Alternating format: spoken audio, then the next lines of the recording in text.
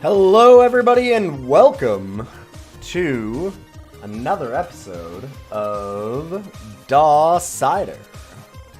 We're going to be ranking some more DOS games. Howdy, howdy. Hopefully you're all doing okay. Howdy, howdy. Sure. Yeah, whatever. It's been a long week. For those that don't know, I'm a wedding photographer.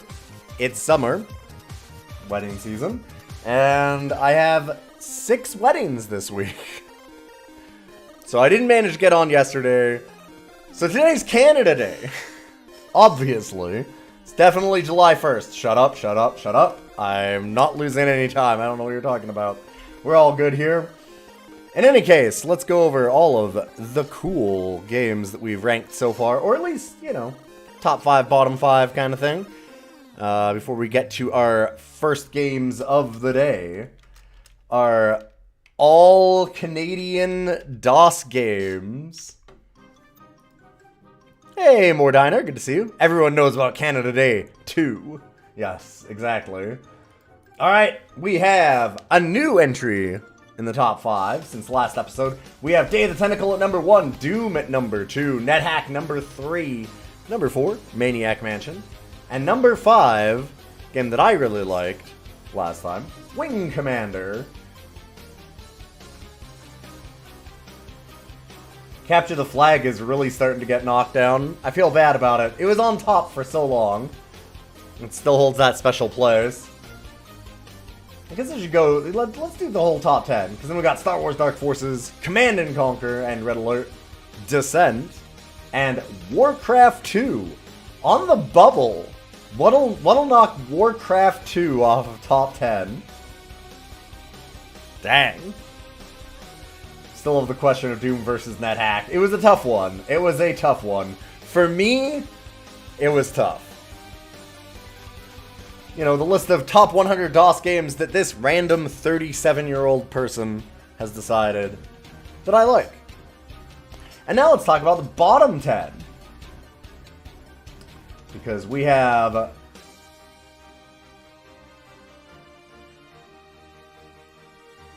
oh man, Scunny Back to the Forest, no longer in the bottom 10 since a couple episodes back. We now have Boppin', Tongue of the Fat Man, Descent to Undermountain, International Ninja Rabbit, Scunny Lost in Space, Terror in Christmas Town. God, what a pile of shit. Flintstone. It's not even, it's barely bottom 5. That is tragic. The Flintstones, Jetsons, First Person Pinball, and All Dogs Go to Heaven. You can't keep a good dog down, but you can put him on the bottom of this goddamn list because he deserves it.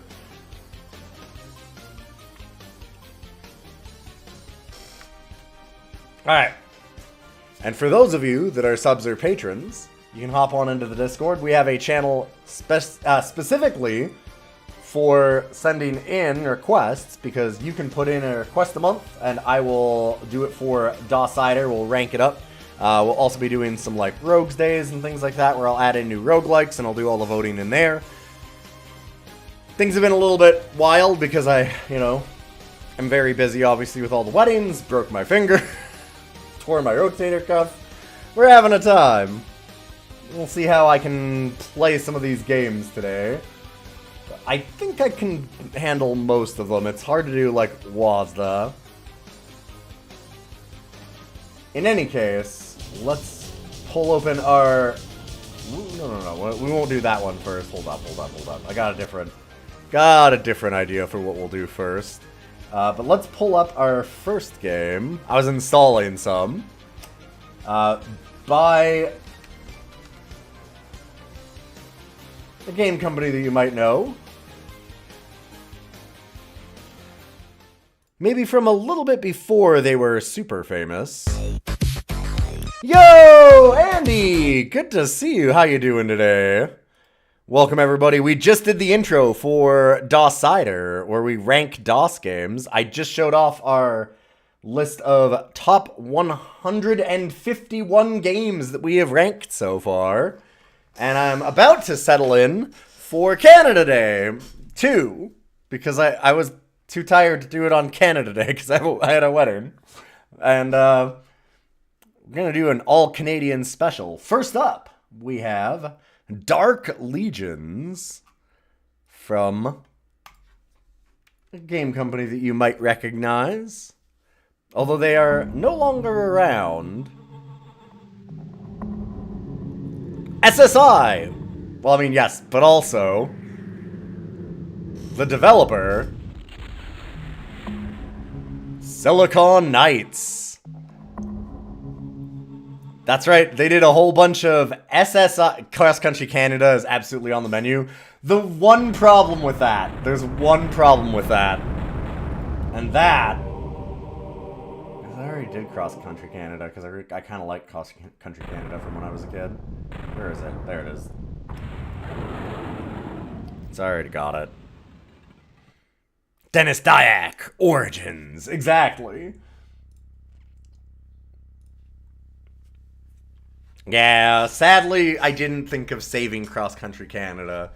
But man, Cross Country Canada, do like it. Yeah, was that the 4th episode? All of these episodes will be uploaded onto YouTube, by the way. I do have, like, a VOD list of all of them. Oh, that's not very good. Why are you doing that? It was the 4th episode. Damn. Yeah, it has been a while. We've done a lot of these. Hopefully, Andy had a good day. And if you aren't following Andy, but following me, you should definitely follow Andy AML.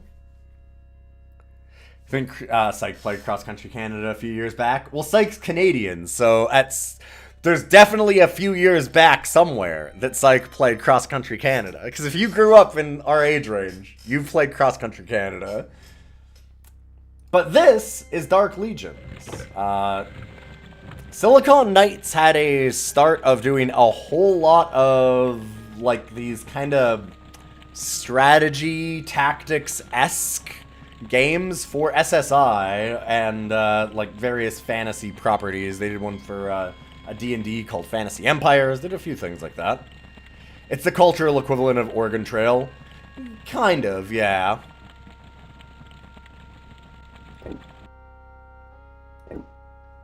I mean, we would have also played Oregon Trail as the thing, but Cross Country Canada was one of, like, the allowed games in a computer lab. And yeah, it's much more complicated. It's not as complicated as you remember, though, when you were 8, Kefka, because I have played it again recently, and it is definitely more complex, but it's not, like, that much more complex. In any case, so this, once again, let's get back into this side of things, with Silicon Knights' Dark Legions. I read a whole lot of the manual of this thing, and it's one of those games that it's probably more complicated than it seems on the surface, if that makes sense. Like, because you can do a lot of building. So the idea here is essentially, this is almost like playing something along the lines of, like, Warhammer Tabletop, stuff like that, because the idea is, it's you versus a computer, you each get so many credits, and then you have to buy and build an army off of those credits. And one of the characters you can pick as the orb holder. If you lose your orb holder, you're finished. You can buy rings also that will, like, add some stats to some of your characters. And you can also lay down traps that cost credits. So there's, like, a couple of extra things that you can add also. And then you just get 2 sides of a map. There you go. Go and do your stuff. With a bit of a twist. When we get into combat, combat is not just, like, by percentages. It's, this is interesting. Honestly, in a way, okay, let's leave it like that. So you can buy all of these different classes for their costs. So we've got, like, the wizard, an illusionist, a conjurer, which can pull out other, like, you can make other monsters using their life force, which I'm not sure how good that is. You know, you got your orcs and berserkers, wraiths, I think this one is. Phantom, that's what it was, yeah. trolls and sorcerers or seers or whatever, Templars, which are healers. They do use their own life essence to heal others, though. And they've got some regeneration, but I'm not sure how useful some of that is. Get some vampires or demons. I think this is the Wraith. Yeah, there we go. And these are the traps in a second. Yeah, fire trap, like void trap that will send them to an evil place and kill them. A poison trap, sure. We're gonna just go ahead and buy some stuff, I guess.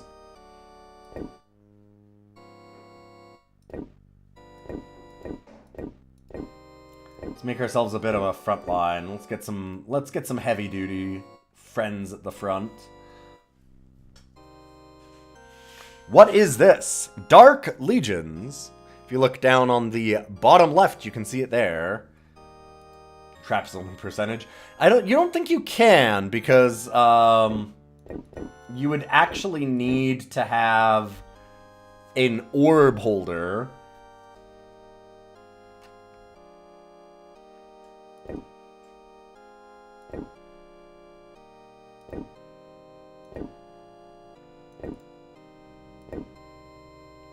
Let's maybe get a couple of Templars.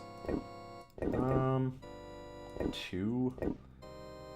Maybe have a Conjurer hold the orb, because they can summon up other monsters to help them, and keep like a Templar with them. Maybe do 3 Templars? Sure, a couple of healers.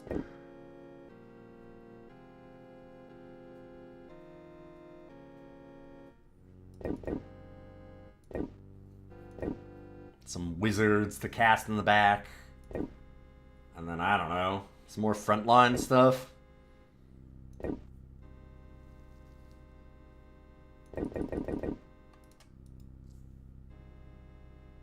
Oh, they have 0 life regen.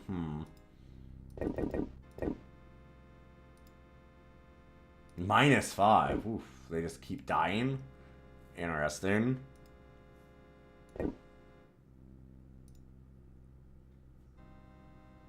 Let's do... You know what? Why don't we do trolls? There we go. And then we get this screen, which is where we can place down our army.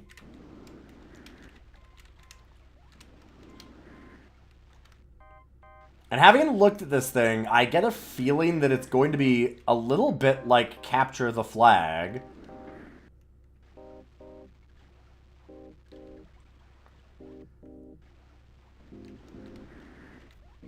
Because that's kind of what this game is.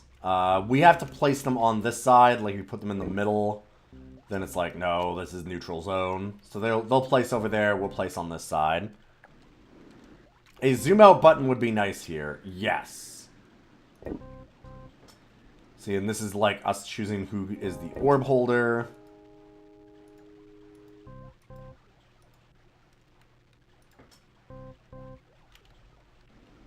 There is eventually kind of an overhead map one, but I was going to mention, I think that the maps in this are, or like the map views at least, pretty mid, personally.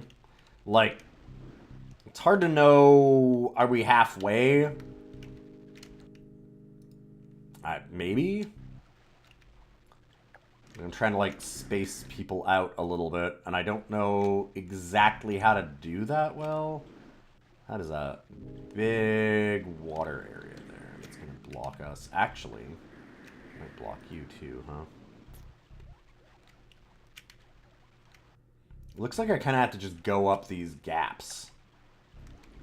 Maybe one on the side.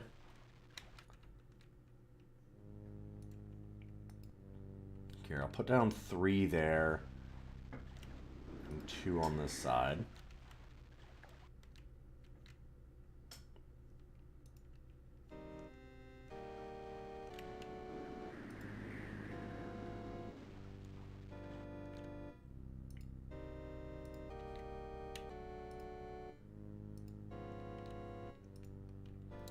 Get a bunch of trolls.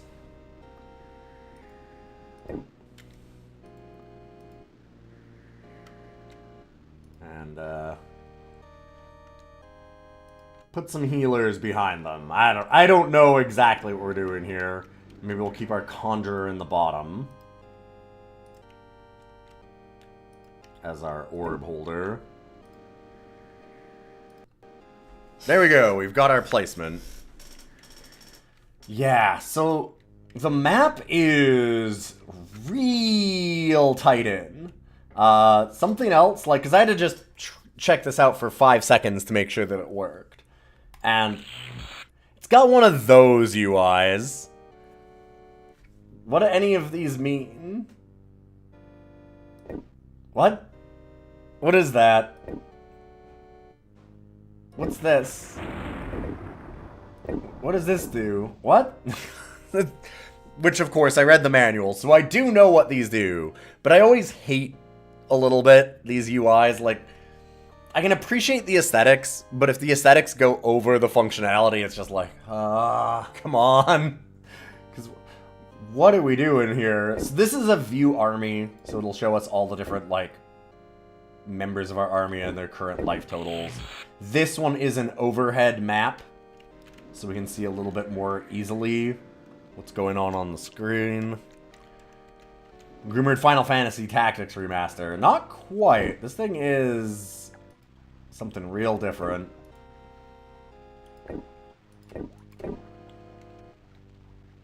Yay, zoom out. Yeah, but not a functionally great zoom out in my mind. Because it's not like I can do a whole lot here, in a way. Like, at least it's just, like, really small and kind of awkward. I do think it's a little bit better than the 3D view, which is saying something. Not anything good, but it is saying something. You do, in this view, get a lot of animation. Oh, which I had turned off. I'm going to say the one thing is that it's nice that you can turn it off, because look at the animations on. We have the wizards right here. Let me show you how slow some of it is. The demons are pretty quick.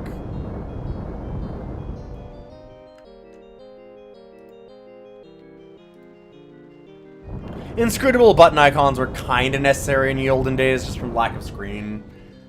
To an extent. But, like, this feels very capture the flag to me. And honestly, I'm more than okay with, like, a capture the flag style thing, which is just open up a menu, and then it actually just tells you all of the things that you're selecting, right? Like, it doesn't have to be this thing that doesn't have, like, any... Why can't it be just, like, a box that these are in a row, and it just says, options, chat messaging, Zoom, special orders, what, like, just say the things. It's fine. And yeah, this is very, very zoomed in.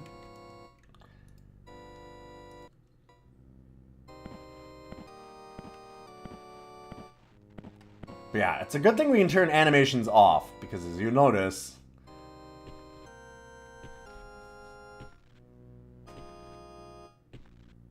they're kind of cool, but after about, 5 minutes of that, I think you want to have it off.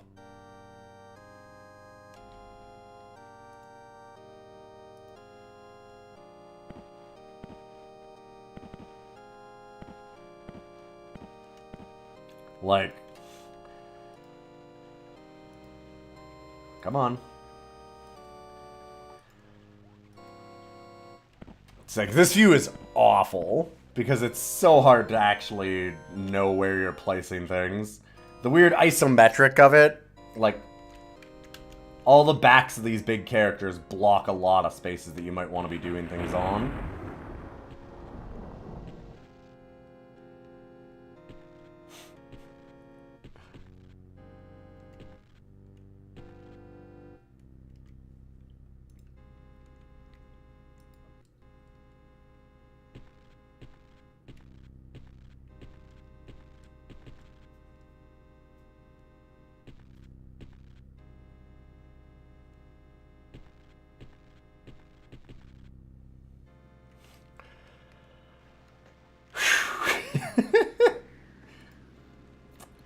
Okay. So demons are pretty quick there. They have lovingly rendered many asses in this game. This is true. So we're gonna just not see that anymore because we don't need to.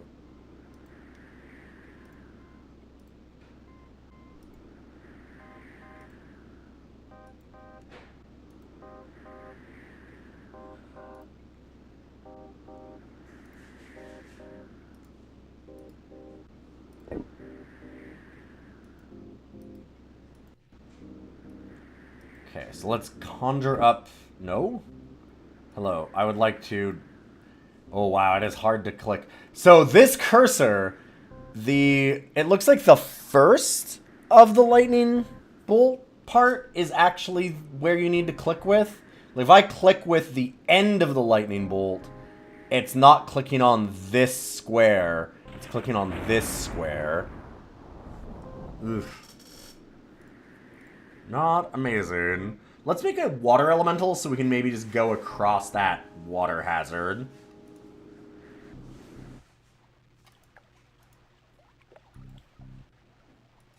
One nice thing is that you can just right-click and then use moves at that point. Also, let's have... Or, like, right-click and switch between these. So you can, like, do moves or whatever beforehand. God. Where is it? There we go. Okay. Aha! Did we cast it? I don't even know. Okay, let's go back to the other view. Because I actually can't tell if we're using the Templar's healing or not. Nope. That's... No? Okay. Templar. Templar.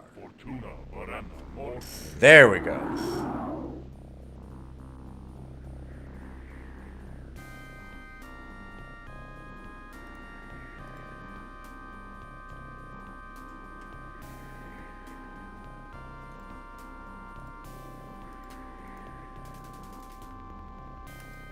Can you summon up multiple? Dang. I didn't think we could do this twice in a turn. I guess we can do it as many times as we have life force for. Which is, I'm sure, a little bit dangerous, considering if this character dies, we lose the game. There are orb people. It's cool animation. And a lovingly rendered ass again.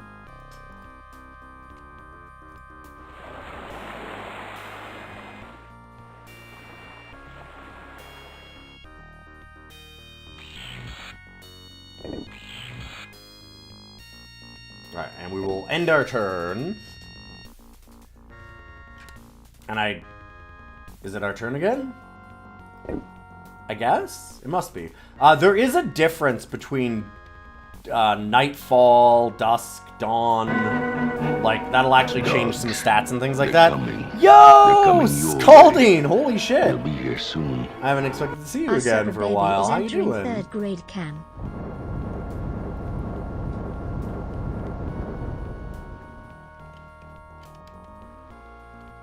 Yeah, so I don't know if we're going to do a full game of this, but I definitely need to show the other side of this game, because there is more to it.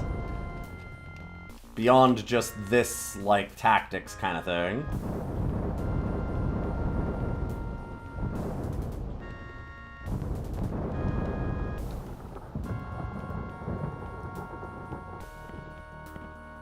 We need to turn off the animations. So how have you been? God, third grade sub, baby.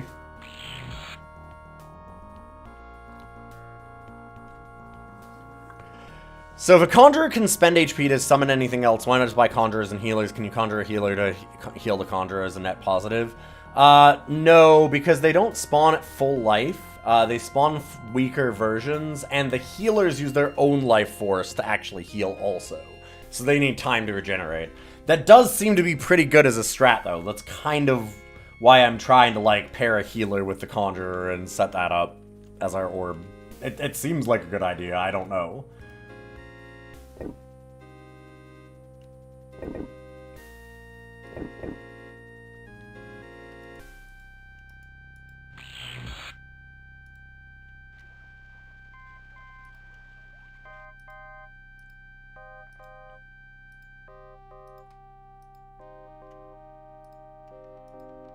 Just have that one wait.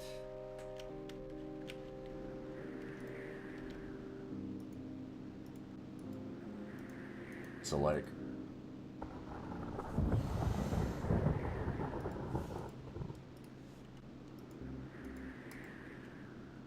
Nine out of 30.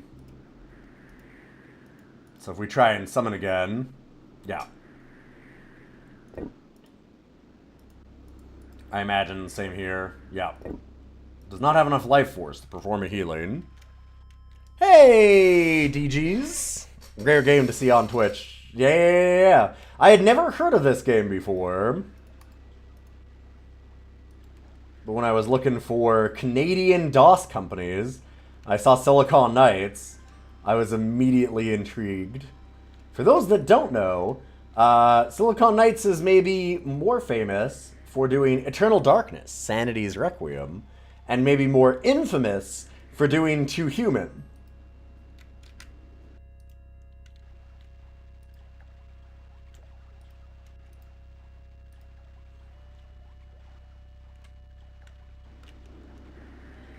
And we'll leave the rest of the group down there. I guess that we could heal with this character. I'm guessing... Do we have to be directly next to it? Yes. Okay.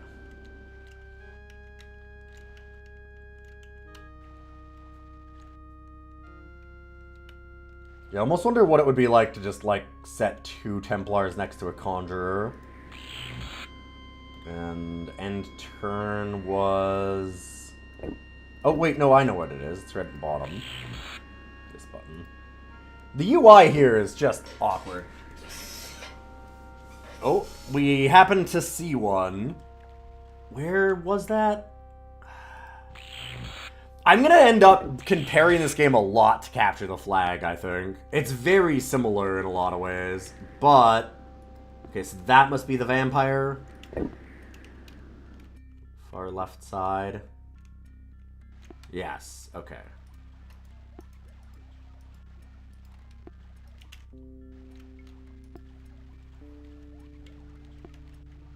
Canadian games that predate the Nortel collapse. God, that's a thing that you don't get. Alright, so it stops us every time that we can see an enemy. Interesting. Don't hear that a whole lot. Yeah, okay, that's great. Oh, they have their own demon, a water elemental, some kind of summoner, illusionist or something. Oh, and more enemies. Enemies, enemies, enemies. Yeah, of course.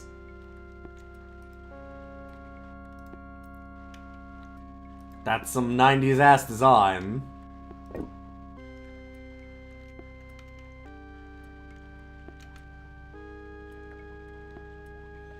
Not enough people know about Nortel. No. Canadians probably do.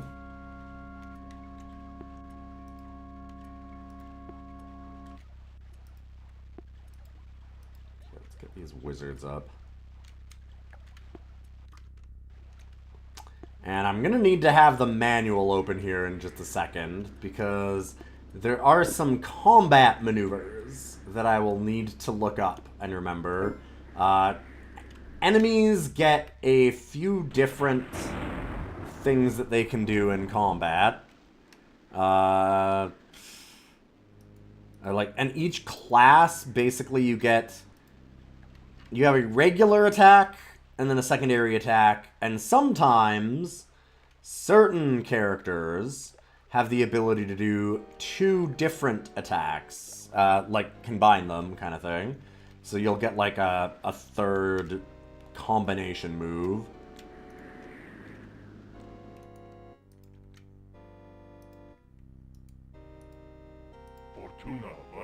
Give a healing.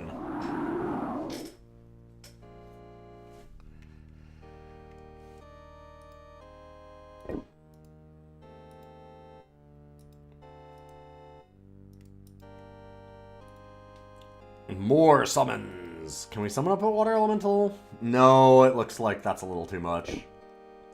I might just wait then.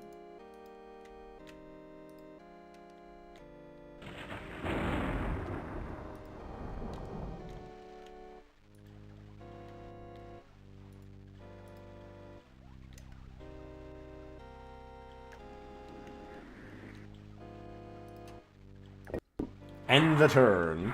I hate that you can't, like, see an overview of whether or not your characters have moved or not. Oh, shit, right.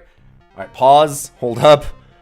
Wow, that started real fast. So, combat is actually real time, and it's basically a top-down thing. Oh lord, he coming. Let me make sure that the demon... Okay, what are the demon's moves? That was the pause. Do we have a double? Attack left or right swing on A button, breath weapon on B, and A plus B is nothing. Okay, gotcha. Just had to make sure.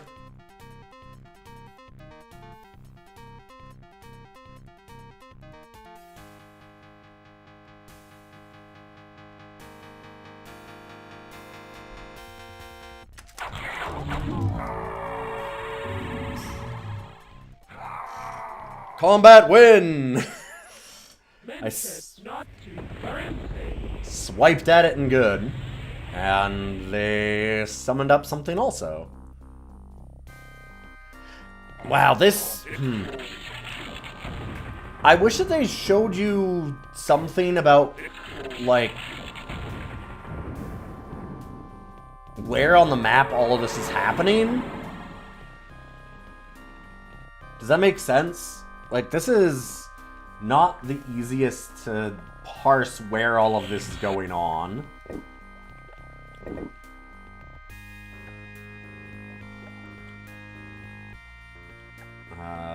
player 1.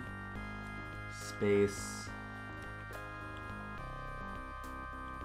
What is our secondary attack? Does it even have one?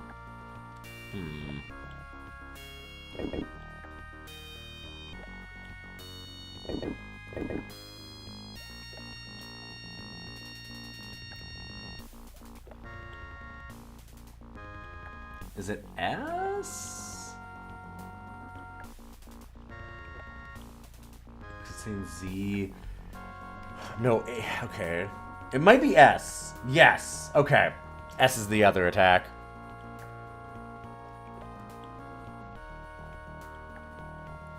The animations are fine for MS-DOS.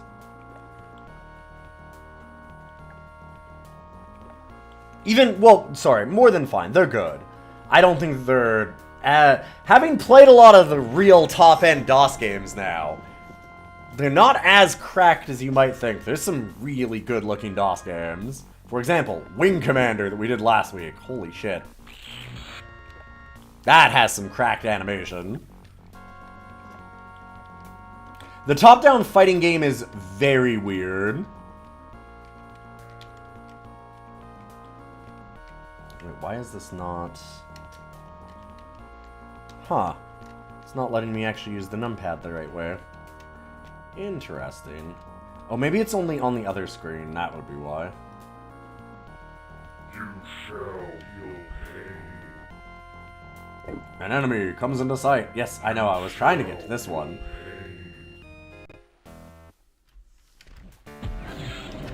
Hello? Hello? Now it won't move. Okay, I guess that I am using these ones.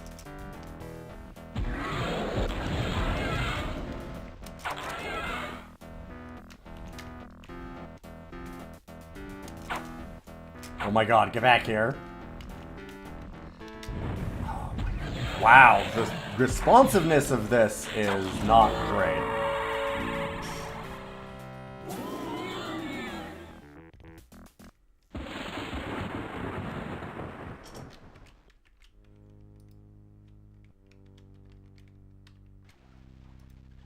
Alright, so we gotta try and figure out where we might have their orb bearer.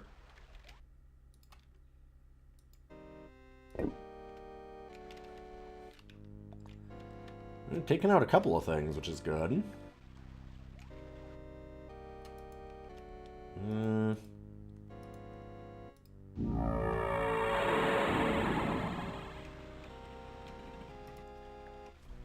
I actually don't know what the demon's special ability was. What were we doing? We can use a special ability, huh? What did that do? Let me take a look at the manual.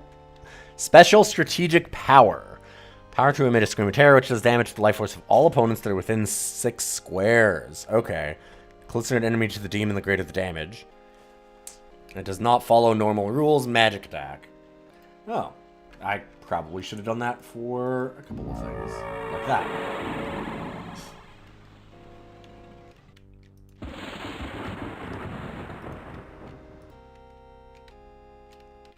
Should have moved closer before I did it. Imagine if I had done it like...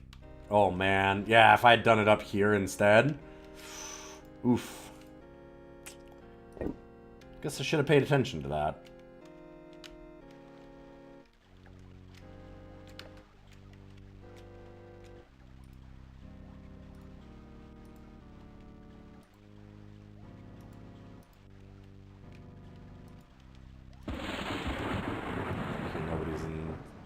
Range of the wizard.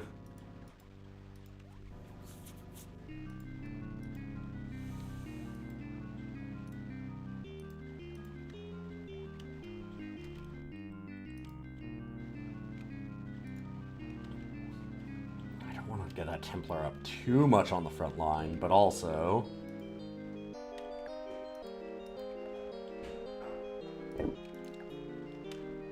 Right.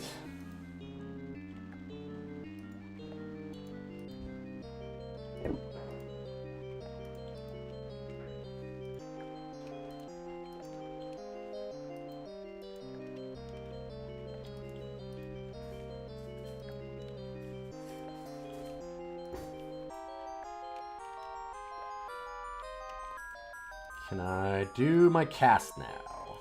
I think that I'd have gotten enough regen. Yep. Let's bring out another water elemental. Even with animations off, it still has to do this. I think probably because it's got to load all of it in. Cool animation, too. Somebody's like, listen, I lovingly rendered this water elemental's ass coming into frame. You better let me have this. Which, you know, fair.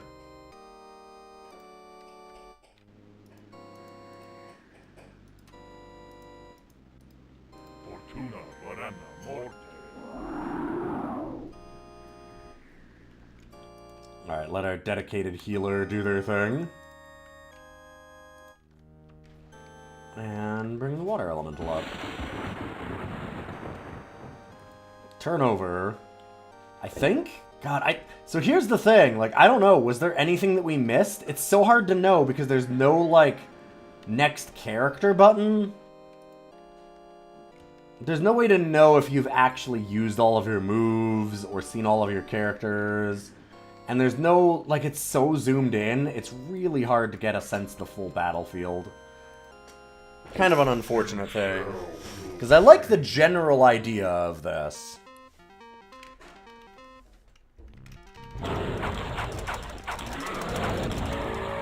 Oh, I think I got it. It does say there are rare circumstances where they can kill each other, which is funny.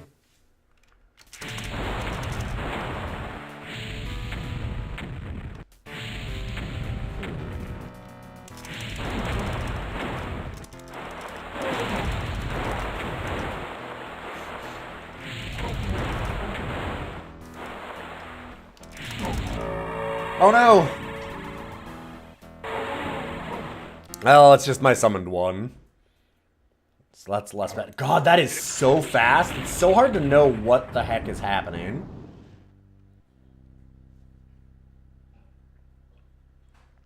Like, where is everyone going? I don't even know. There's so little context for that. Whereas if we play something like Capture the Flag, it has full replay features. The whole battlefield is, like, really easy to see and has a mini-map in the corner the whole time. Ugh. This is very quickly becoming a, wow, why is Capture the Flag so damn good? Why did you rate it so high? This is why. This game is neat, but man, Capture the Flag, just all the UI stuff that I'm, like, sitting here going, oh my god, what is happening on these replays? Where is my opponent moving? What am I supposed to do? How do I strategize? Where, like, what happened that turn? All of it's so clear in Capture the Flag as a very similar game. It's not this weird zoomed in thing. Everything about it is just... We'll get to that in a minute when we rank it a little bit more. You shall feel pain. You just be living in the map view. Well, the part of the problem with that...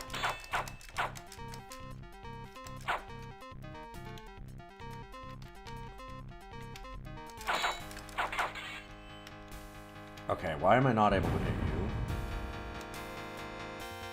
Get over here. Thank you. God.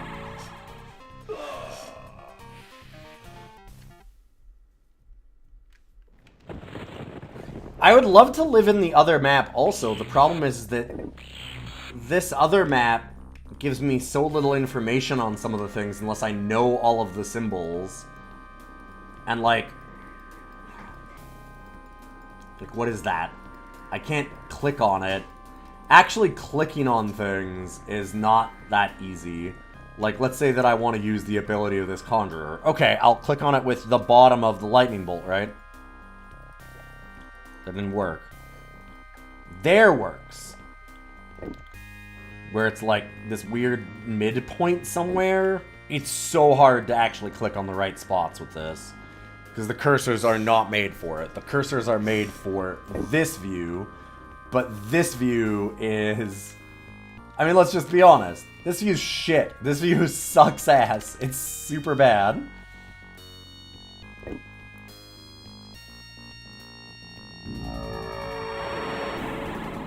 You get, like... a third of the screen is just demon ass. I know that's an exaggeration, but it's not good.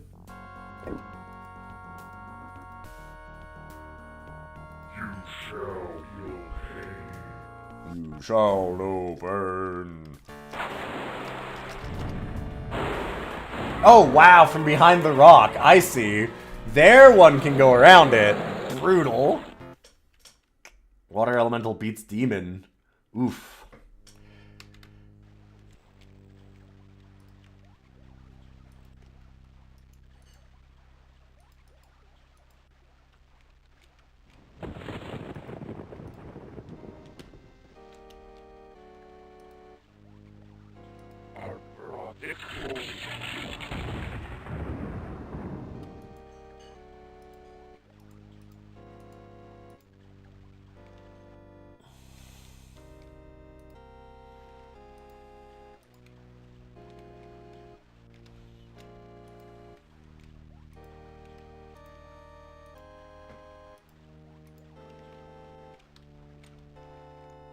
Losing that demon seems bad for me.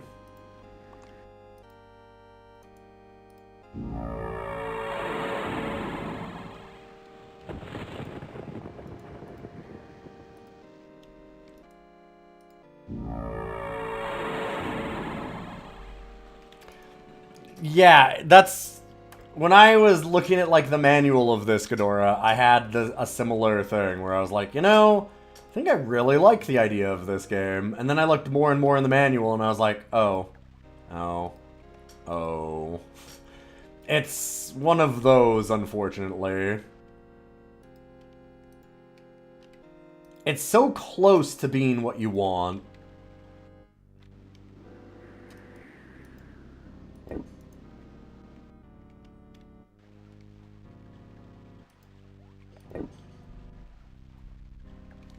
Like, what is happening?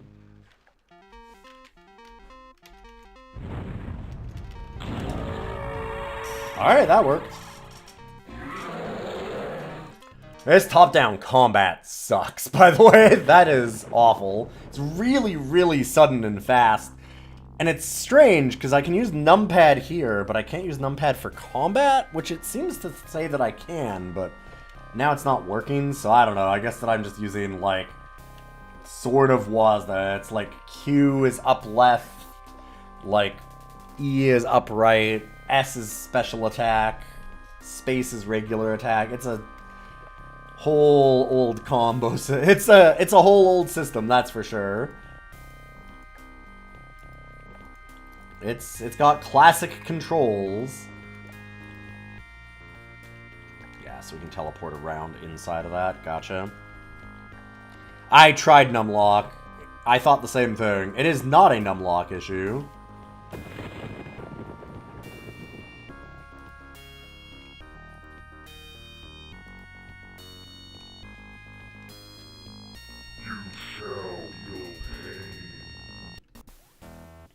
Yeah, this is novel and confusing, so there is that at least, which is fun.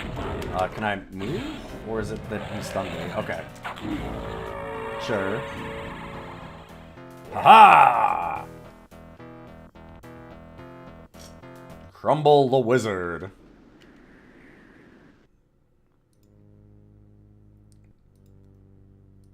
An enemy comes into sight. Alright, one there. More enemies? Like, where... That's the thing, is it says an enemy comes into sight, and then it doesn't even show you where the enemy that came into sight is. God, that just... Ah! So not what you want.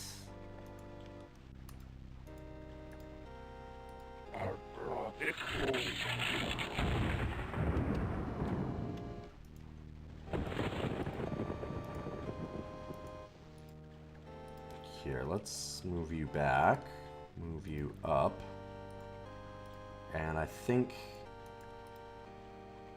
yeah, that one's a little bit hurt, so we can go ahead and, like, heal up.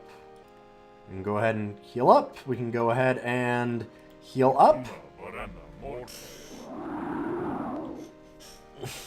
The angle of all of this is just so wrong, but going into the other menu, like I said, is actually worse, which...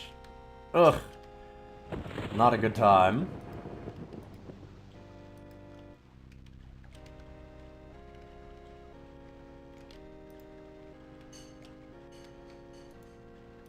Actually, what if we just go ahead and... no? You can't cast a spell? Why can you not? You can cast it there. Not on that. Because... Because... I don't know. Maybe too close?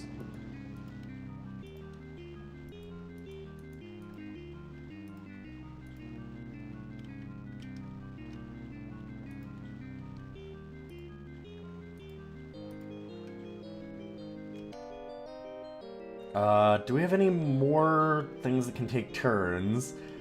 I don't actually know, which is a problem. Small issue. Our Conjurer could spit out some more stuff, but I think I'm gonna wait. Try and heal up a little bit more.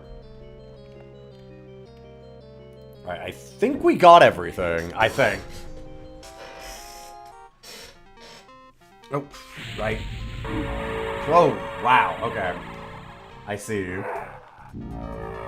See, like, I didn't have my... I'm like, wait, I tried to use the numpad. Oh, right, I have to switch to the other side. It is so fast.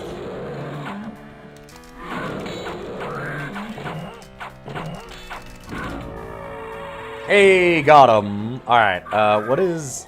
so does the troll have 2 attacks? Okay, hold up. Whoa, Jesus, it's so fast. Okay, Troll does have an overhead smash with both buttons. What did the wizard have everything before it died?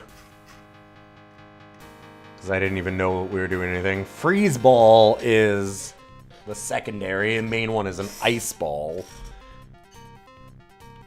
Wait, that...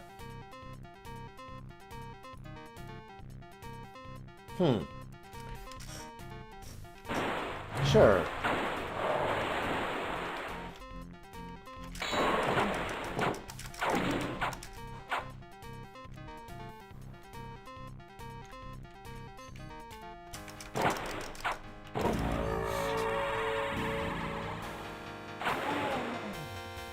They sure spent a lot of time on the aesthetics of this thing.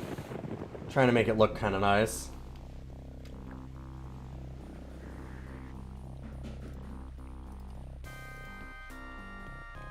Hell of a game.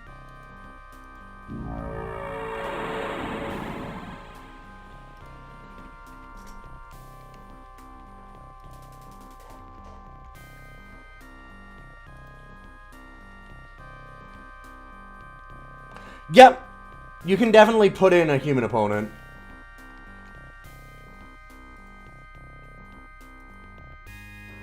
Ah, so when they're frozen, we can't do combat with them. So if that's the orb holder, then I guess that just screws you a little bit, huh? Funny. Me crush you. Hey, Madame Adversary, good to see you.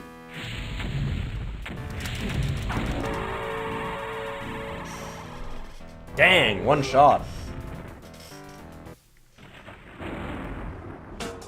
Pretty good crushing.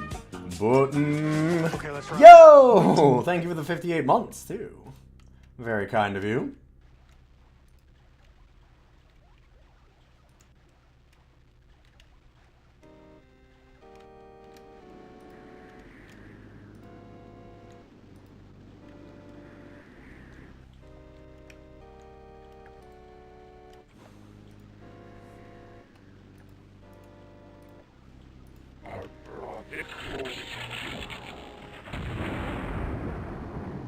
Don't want it attacking our healer here.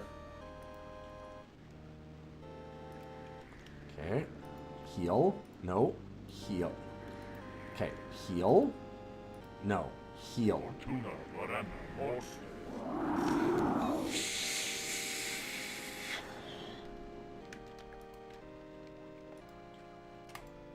Yeah, I don't love this game.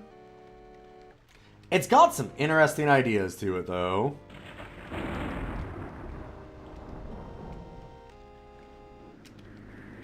I will give you that. A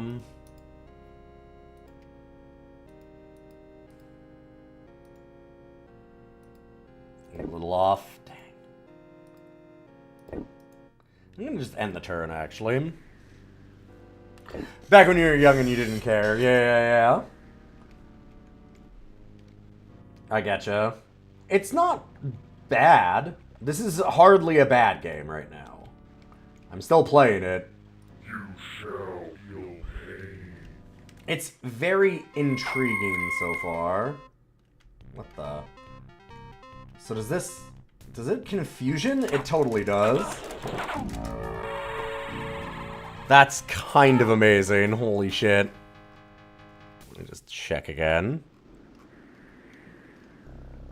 Befuddle. Yep.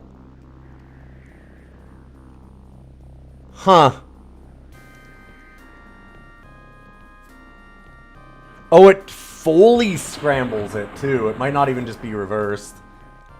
Interesting. Definitely much more useful against computer human opponents, I imagine, rather than computer ones. I'm gonna guess that this is the orb holder.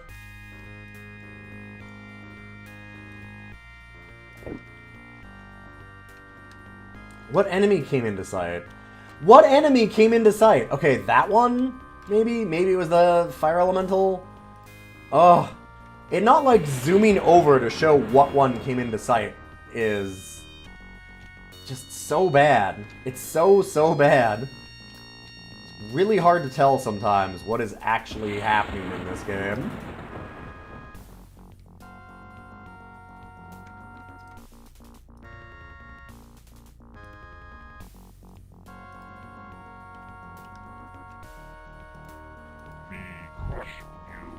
Alright. Crush.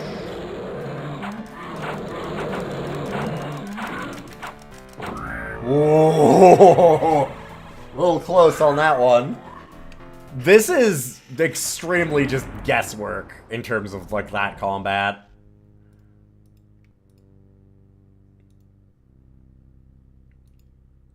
Yikes. Fortuna varana morte. Those trolls have very good regen, but also that got extremely fucked up.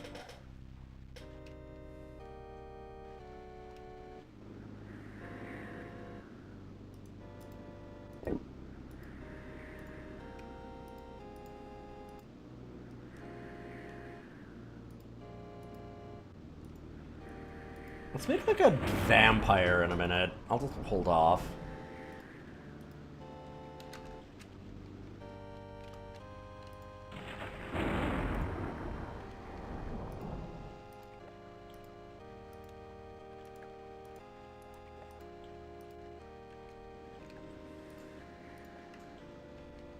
Gonna try and mostly surround that so that it can't get to our orb holder.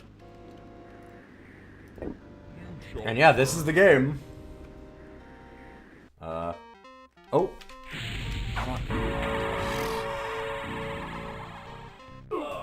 Sure.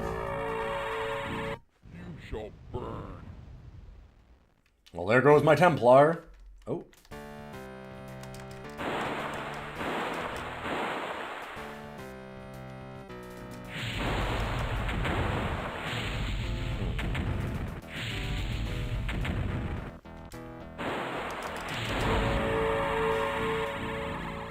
That went right through him! That's some bullshit!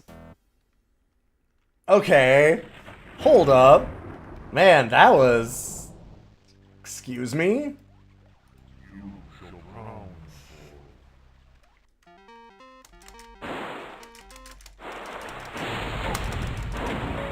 There we go.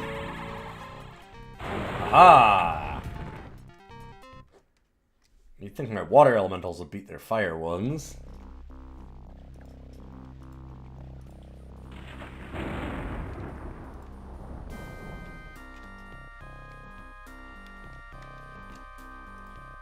You shall feel pain. Oh my god, I don't care what enemy came into sight. I also don't care if I'm about to attack this one. Shall feel I mean, kind of, but... Yes, the summons get negative regen. Which is something.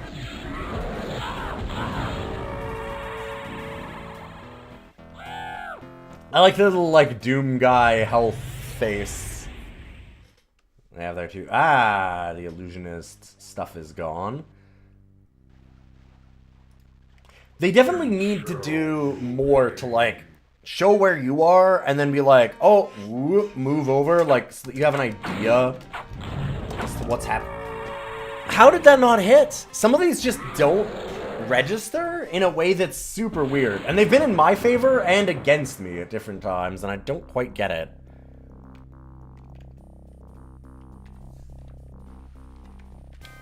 It doesn't make any sense to me. You shall feel pain.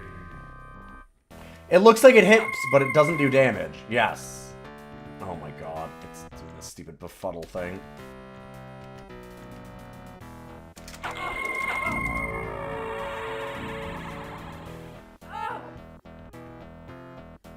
It did damage, but not very much. Yeah, I don't know. I don't know. Some of the hits don't feel like they register in some ways.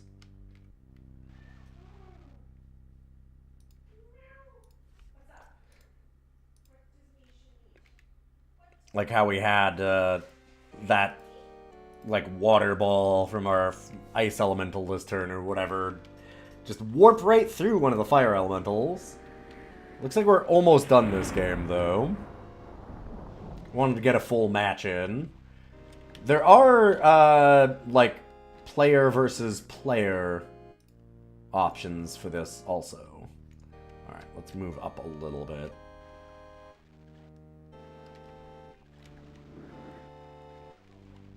So then our conjurations can hopefully be a little more effective. If they're going to take turns to get up to the front, that means they're just going to keep on getting negative regen and dying. We've lost a lot of demons now. Slowly some pieces are gone. Where the hell are they? God, alright, let me just look at the overhead again. I didn't see where any of those moves happened. Okay, so there's nothing on this side. It's all... That's an enemy. It's circles that are enemies. So there's only like 3 that we can see, it looks like.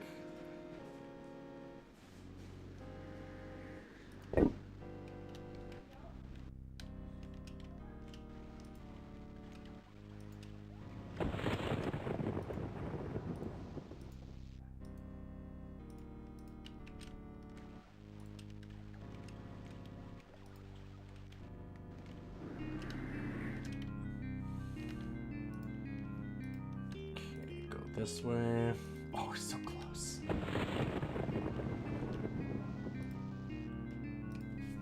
I just want to see what the end of this game looks like when we finish a match. Because we're so close to being done this.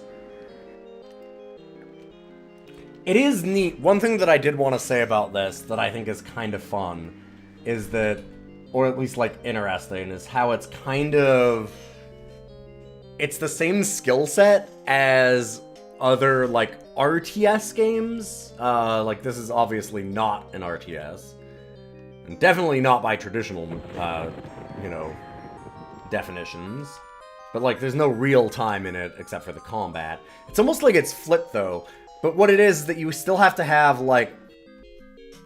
You have to have a micro and a macro, right? Like, this... Here's our macro strategy, but if your micro is good enough, if you're good enough at the weird little combat minigame, your macro could not be that good. You could do the other way around, too. It's a weird system, and it's funny how it kind of works out being, like, kind of similar to other games like that. Let's throw out a demon.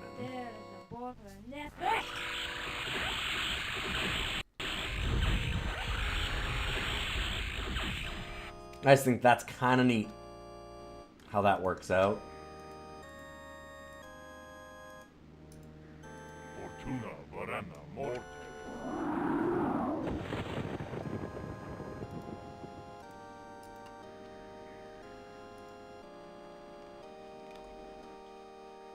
Okay. I think that's everybody. Yes, no, I know. The water elemental thing, I think I was close enough to the animation, the projectile spawn behind the fire elemental. I think so too, but I think that sucks. That is almost certainly what happened. I also think that's awful. That's not how you want that to happen. Your attack shouldn't... If you're both facing each other, and a fire elemental and a water elemental both attack, the fire elemental's hitbox shouldn't be such that it will hit you, and the other one goes behind them and spawns behind them. That's weird.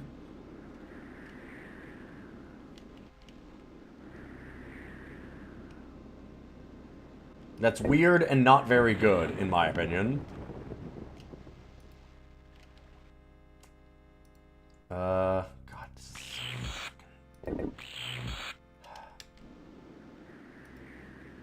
Right, okay, so that's our demon. Gotcha. Fair enough, that might be true.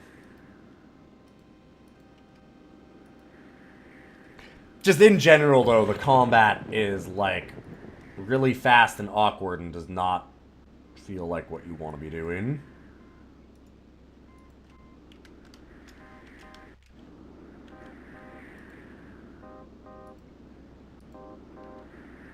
You shall feel pain. Alright, switch over to the other side. What the fuck is happening?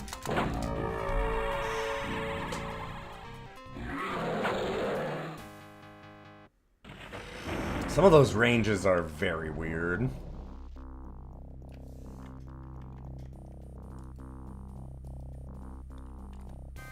Ogres just seem to hit harder. On that one, yeah. They have different, like, ratings for a bunch of different things. Although, I don't think that was a troll. So the demon is strength 10. The troll is strength 6.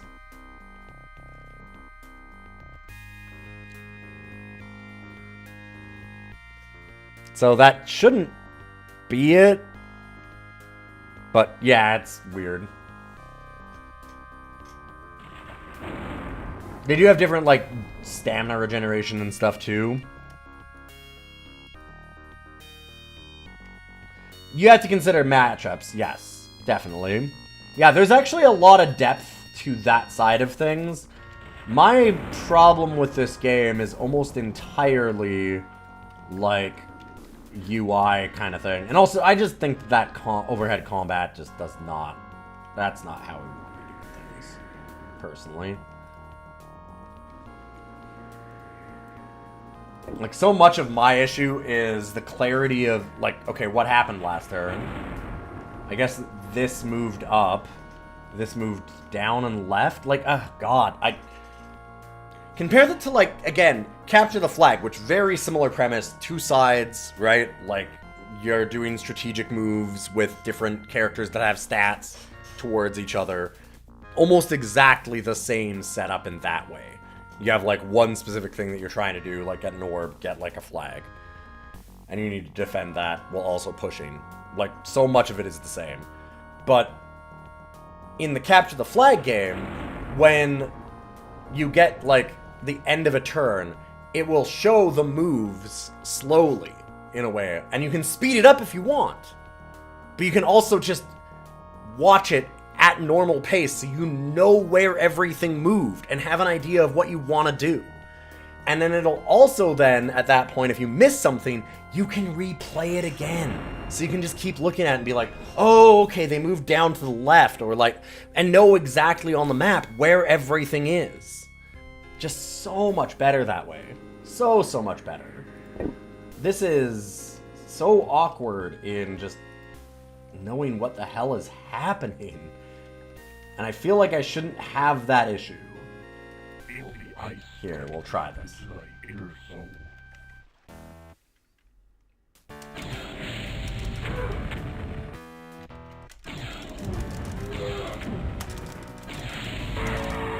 Dang, almost. Oh! Did we both kill each other? I guess so. Yep. Victory! And that's it, I guess.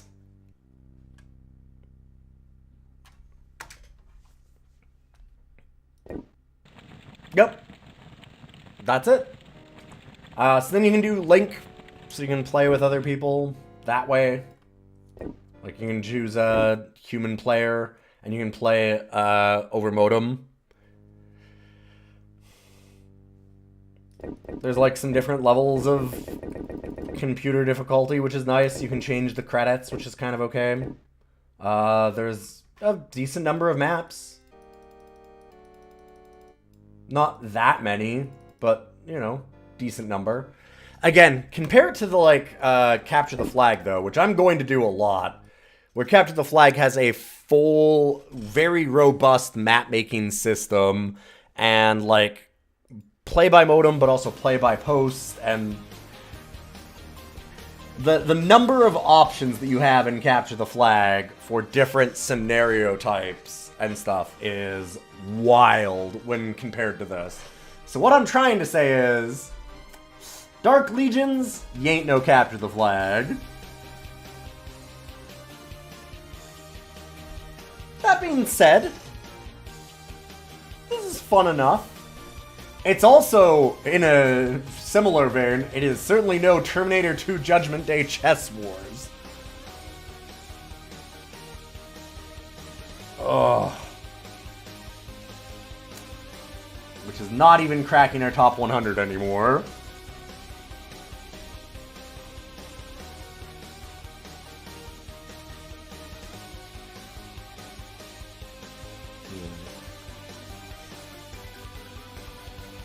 When I think about, like, the depth of the game, I kind of have some similar issues with this and with Castles 2, in that, like, Castles 2 replayability is really low because you have the one map. You can change where you start on it, but it is the one map. This one, at least you can play against other people in that way. Still, I think, like, a lot of the UI issues really drag this down for me.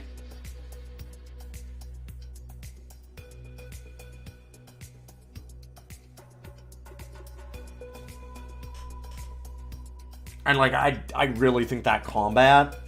The UI problem and the combat problem are big issues for me. I feel like the combat's just a little too fast and a little too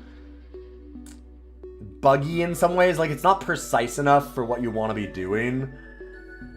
And if you're trying to do the strategy stuff, you probably don't want the action combat. If you're trying to do the action combat, you probably don't want the strategy. And it doesn't seem to do either quite as good as the other. Resources change between runs and castles too as well. Yeah, where resources are, but it's not... The map differences aren't huge, though. Because it's still the one map, and it will change where the resources are on the map. And slightly with starting locations, but it's still like, you're looking at one map all the time, that's it. That's still a little bit of a problem. Like, again, not much. It's still a top 40 game. It's way up there. It's near Scorched Earth, Duke Nukem 2. Like, it's a good game. I like Castles too. But I feel like there's certainly some cool ideas going on here. And if they had managed to pull off both halves of it better, it would be an amazing game. But because both halves suffer slightly instead, it's just, they just didn't quite get there. It drags down either side of it. Sometimes the middle ground between genres is sometimes the unhappiest. Yes, exactly, Ryudo. It's a hard thing to pull off to manage both sides of it, and this doesn't quite get there. Like, again, the lack of replayability, not that you can't keep playing the game and do different matches, but rather that when I mean replayability, I mean literally you can't replay a turn to know where enemies have gone. That side of things, obnoxious as hell to me in a strategy game where you need to know where the opposing troops are. And I guess that, yes, you can find it by going to the map, but if you're doing higher credit games where you get more and more pieces on the field, it's going to be very, very, very hard. There's no campaign. It's just versus. That mode that we played through, that is the entire run of the game. That's it, period, done. It is a 1v1 kind of game. That's it. Which, like, hey, that's not that bad. I don't necessarily hate it because it doesn't have a campaign. But, yeah, that's also...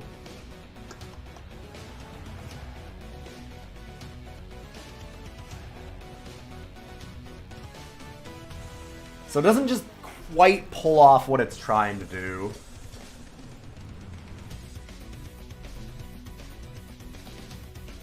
And yeah, like, not having a story or campaign to it, not having, like, that's not like a huge knock against it, but it's not adding anything else to it either.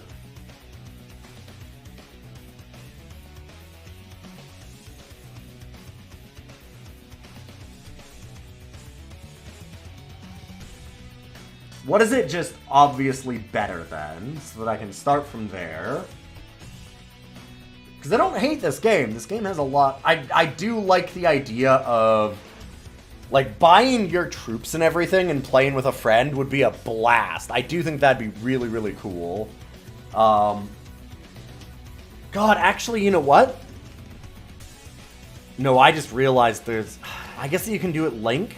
Doing it on the same screen, though, I just realized there's a major issue with this game there, too.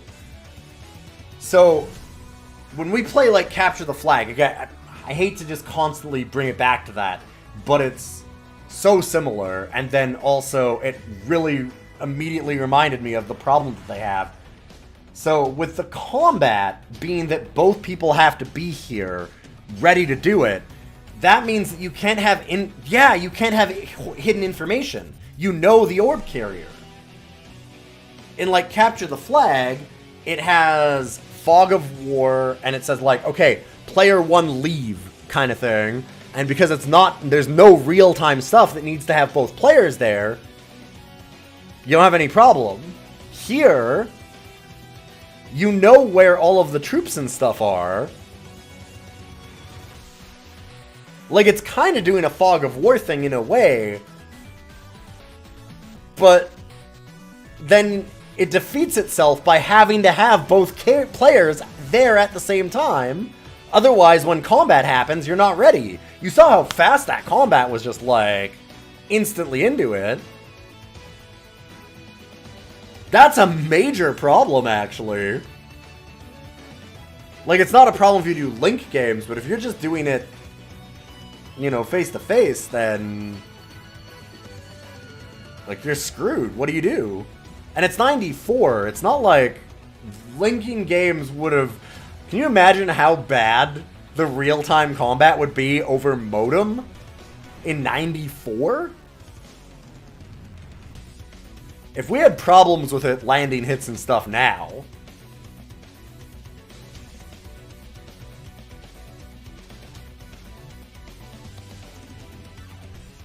And I felt like it was kind of clunky. Alright, I'm reevaluating again. I'm thinking. Because, yeah, I just realized what a big issue that is. That you would know all of the stuff that it's trying to hide from you.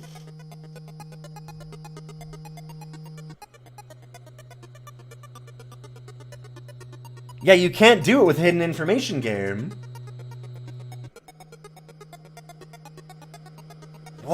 What a weird decision. Okay.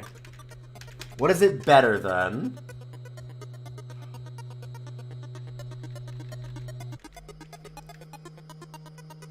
It's better than Dynablaster. I like it better than Bomberman.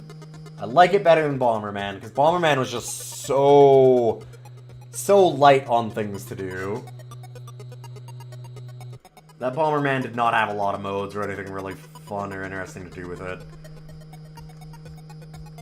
I don't know, it was not the best Bomberman.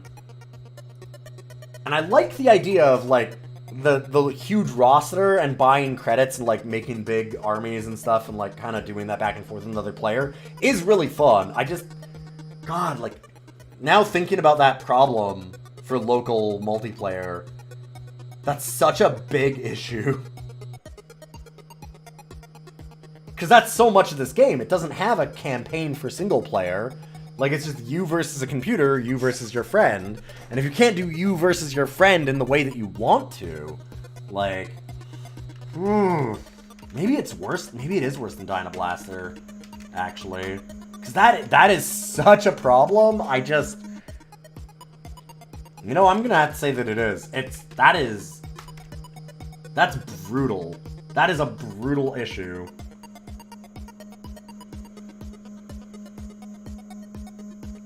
The tension of their combat real-time system and their tactical overhead system is very poorly thought out, unfortunately. Because, man, I like a lot of the idea of this game, but it does not work when you really lay it all out. It's better than Franco the Crazy Revenge. Franco the Crazy Revenge is kind of fun and interesting. It has an idea, but it's not amazing. I'd say it's better than that. Afterlife and Battletech are also, like, really flawed games. Is it better than the game's Winter Challenge? Yes. I'm actually... You know what? This is where it goes. Sorry, Mr. Dyack. Please don't sue me. Is it 39? It's episode 39, right? Should probably know. Yeah, it is. Hey, there we go. Congratulations to Dark Legions. Almost a very nice game. You were about to ask everything compared to Franco because the question is unhinged. Yes, yeah. It's all very dumb, which is exactly what we're doing here. All right, let's get another Canadian dev in here.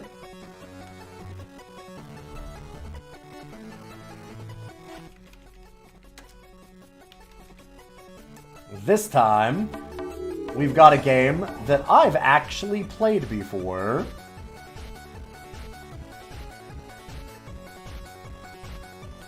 Like, on stream I've played.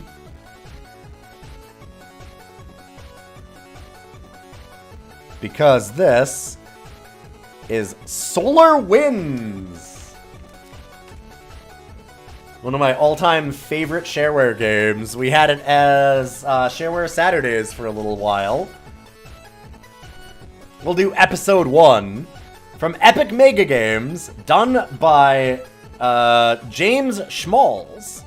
So this is by Stone Interactive Media, which I think is just Blake Stone and this. It's published by Epic, but it's, if you look at the actual, like, credits, it's credited with just, like, some music by, yes, Dan Froelich, and then created by James Schmalz. So James Schmalz did all of it.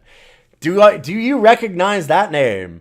You should, because James Schmalz is the creator, and I believe still owner, of Digital Extremes, which came just after this, and also the designer of another game that we have on our list that's already pretty high up, which is no longer in the top 10. Is it still in the top 20? Barely. Epic Pinball. So James Schmalz, Digital Extremes, for those that don't know, ends up being the creators of a little game series called Unreal and Unreal Tournament. And then later on, Warframe. This was, I believe, James Schmalz's first game. And therefore, like I said, published by Epic. Known small game Warframe. Known small game Unreal Tournament. Come on. Don't... Really? You're like, oh, wow, Warframe? Oh my god! But it's like, well, what about fucking Unreal Tournament? How's that? I mean, co-creators still, but... yeah, never heard of Unreal.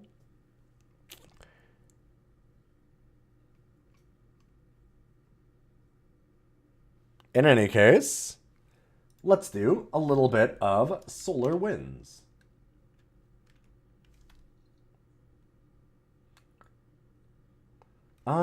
I think I might do mouse off. If I remember correctly, might be better. We'll accept for now. Yeah, Unreal are the ones that make game engines, right? Yeah. Mm-hmm.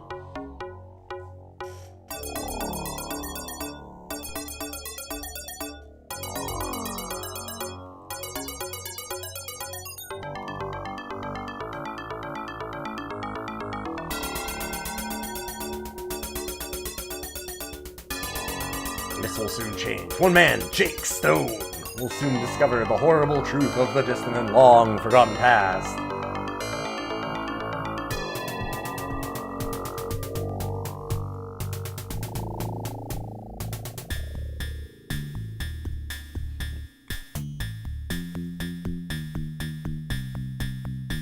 I love this dude's beard. I always forget at the beginning of the game what this is. God, that beard though.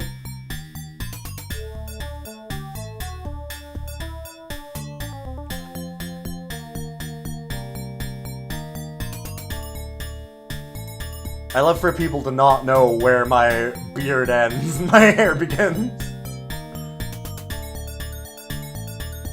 Nice and orange too, like a basketball. Alright, there are many who are listening in. We must meet in sector -31-1. So the thing that I loved about Solar Winds, because we're not going to be able to get through all of it, is how much it's like, it feels like this really big open universe. Because, like, we actually have to, you can see the coordinates up there. A ship is uncloaking nearby. Communicate. Gah! The rumors are to be believed. The ugliness of your puny beans is more than repulsive. I need to see for myself before leaving this system what your race look like. You're disgusting. Yeah, well, you're even more ugly.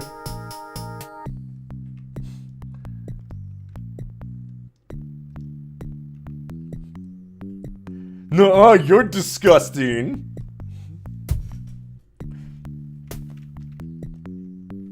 Why are you here?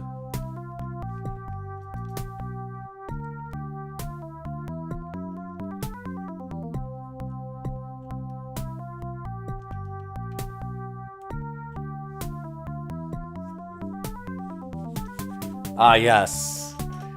So this is very much a take some notes game, as you can understand, because you get all these coordinates, and you have to kind of puzzle things together, which I personally like. I'm a big fan of these style of games, where it feels like you're solving something. Nothing ends up... It's a little shallower than you'd like by the end of this. At least it was for me when I replayed it. But...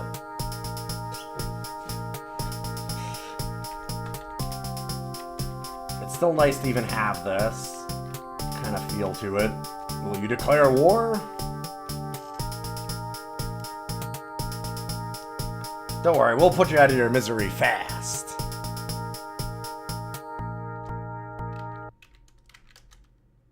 Tell me this. Yeah, you're no threat to us. Declare on your system will result in the destruction of your species.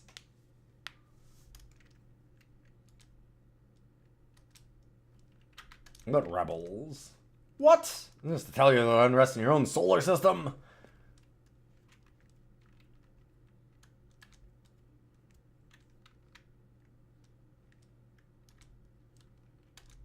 So who are you?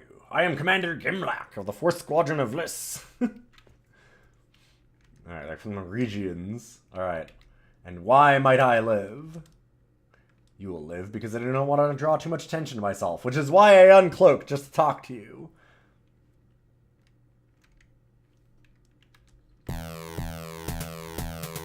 So we can actually fight them in the beginning if we want to. Although, it's not great. Here's one of the things that I love about this game, though. You'll notice right away that we can actually go to, like... where's combat mode again? There is a different mode for combat. With weapons, you can actually, like, pick different frequencies. You can choose different missiles. And it'll show you how many you have of each. So we've got straight firing missiles or homing missiles. We have different wavelengths of... like beams to fire, and we can power them at different lengths. So like when we go to like engineering, you can actually choose to distribute power.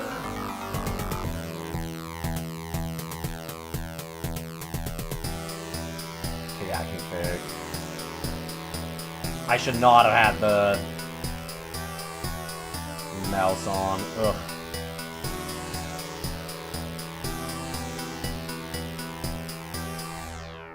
Dang.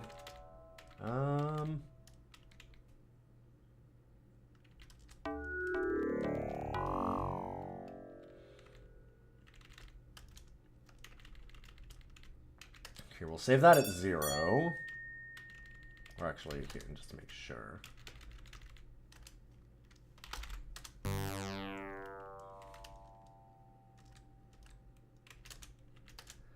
Because the mouse is like, if I move it around, it's accelerating and stuff. We don't want that. You want to do it with keyboard controls. Oh, I remember Cliff Blazinski's first game. Yeah. We did Dare to Dream on stream at one point. Oh, fuck. I clicked through too fast.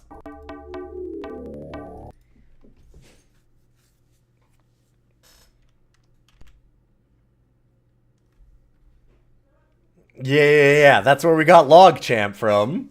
Madame Adversary knows.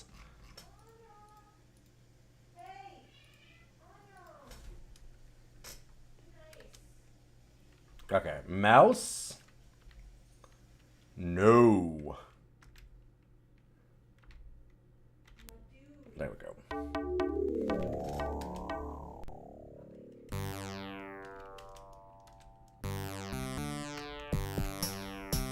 Alright, much better. So you can actually choose, like, alright, let's do less power to weapons, or more power to weapons, or like Alright, I don't need sensors right now, so I'm gonna up my shields on the 4. And as you learn more about the game, you'll actually be able to upgrade all of that, which is pretty fantastic. Alright, negative 31 and 1 is what we were trying to get to, right?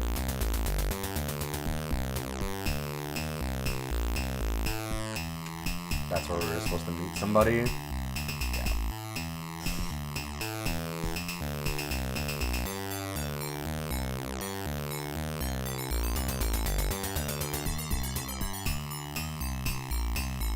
And look at all of our missions there.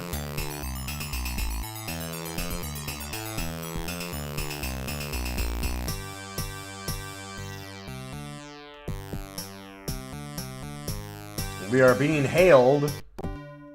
Greetings, bounty hunter. I've heard so much about you. Alright, we're interested.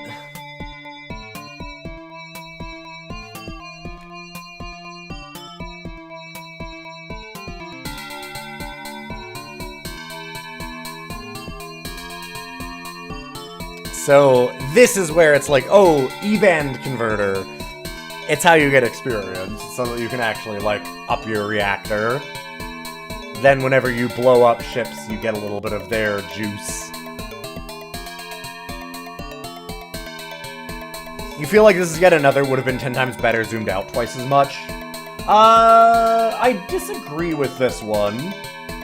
Because you actually have the mini-map in the top corner so that you can see exactly what you're doing. And it's nice to be able to get a good look at your ship sometimes and know, like, the colors of those shields and stuff will change depending on how drained they are and everything. Or, like, how powered up they are. So there are some good visual cues on there. And it does zoom out when you go into battle. So that you get a little bit of a better look at things. I think this one's pretty okay that way. I need more pay. More pay? One of the rarest things ever.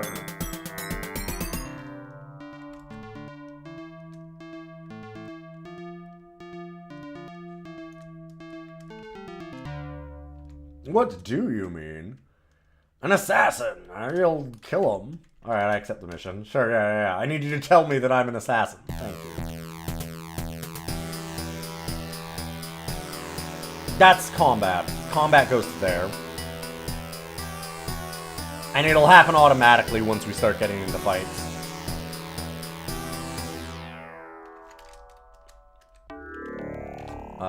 That mission was -6, -7? So this way. Let's go to engineering. Lower our weapons to 0, and up our engines so we can go faster. Which is actually a thing you can do. Or, wait, does that only matter once you get to hyperspace? Which we can't do yet. That's a little later on. Oh, we've got some bogeys in the top right corner. You can see the red. Yep, shit.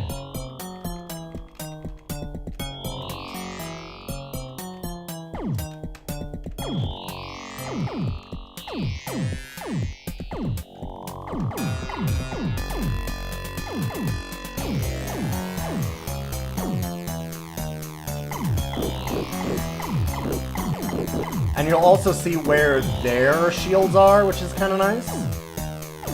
Also, actually, I don't really want to fight these. I just realized. Because I don't get experience for killing them now. Get that later. Let's try and escape.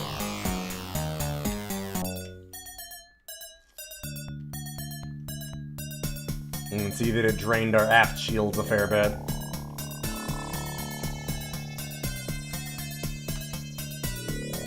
-6, -7. So probably this ship here.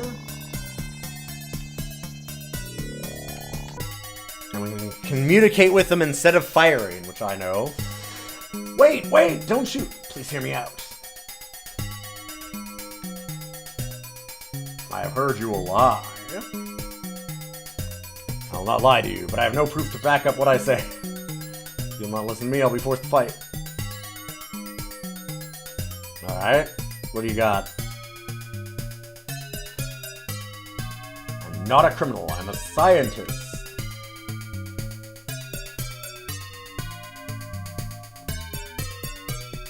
Alright, how do you know this Kane guy?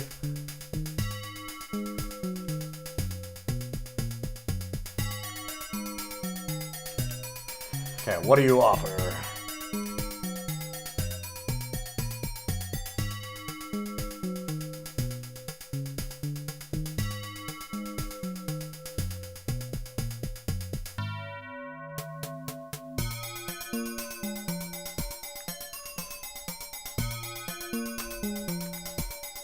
I accept. Okay. So you can choose to go the other route, too, and just kill this guy.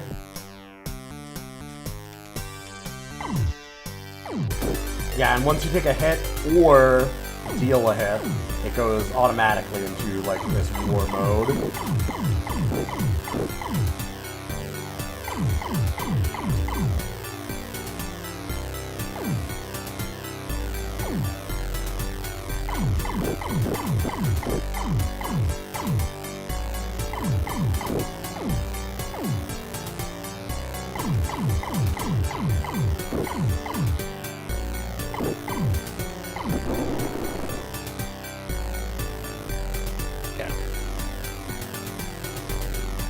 Oof.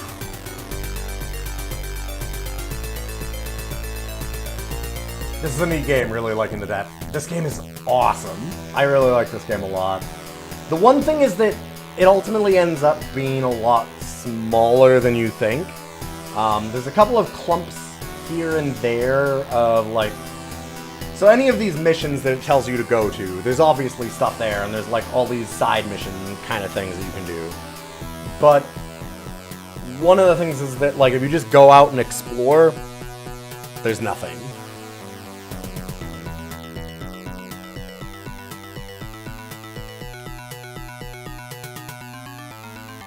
Like, it really directs you to the spots that you have to go, and other than that, nah, there's nothing there.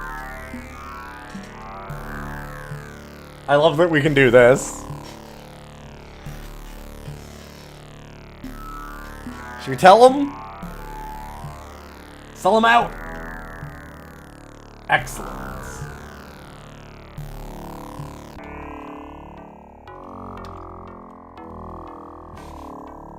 Oh yeah, he's right here. Oh, fuck. Yep. I can also fight Kane if I want right now, from what I remember.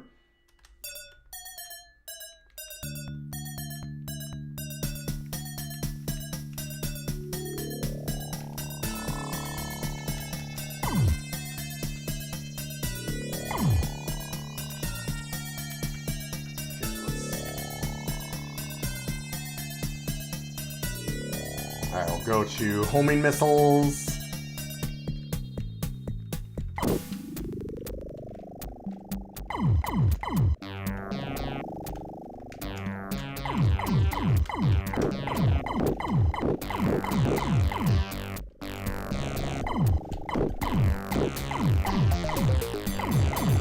Actually, why is he not fighting yet?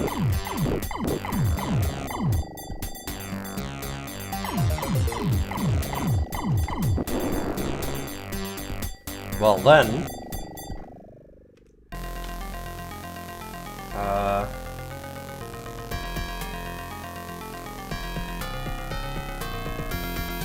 oh, it wasn't on. Shit. So I didn't get anything off of that.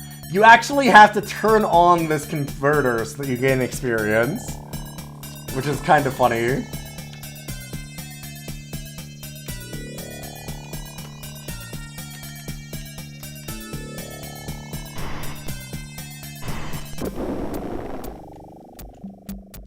Got him. See, and now we got 12 extra points, so we can just go ahead into engineering and be like, hey, that left shield's looking bad. I'm gonna up that left shield a little bit, and up the aft shields. And then let's go and fight this stuff here. Yeah, there's very, very little side stuff, unfortunately. No response on any channel.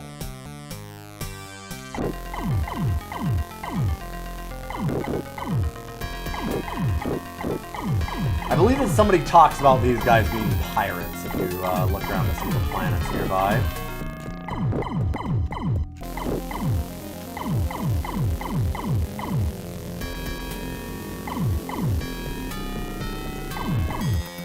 You'll be unsurprised to learn, for the people that do know the series, that James Schmalz, the creator of this, said that he was very inspired by Star Control 2.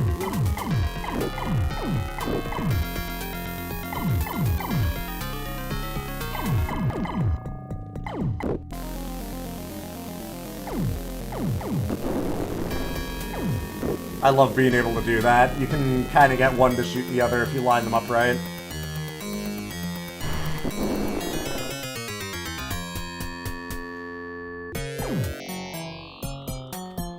Oh, and as you can see, they've got like different like lasers and stuff. And you can match up your frequencies to beat them. So like that's why we can do this. You can switch them here. Like our shield configuration. Turn it off if we need to, whatever. What? Yeah. That's why you have all the different shield configurations too.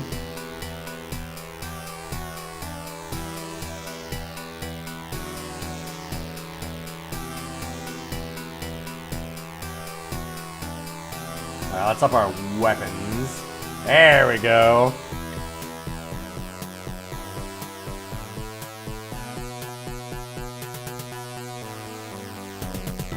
To be fair, the limited side stuff is mostly modern stuff looking backwards.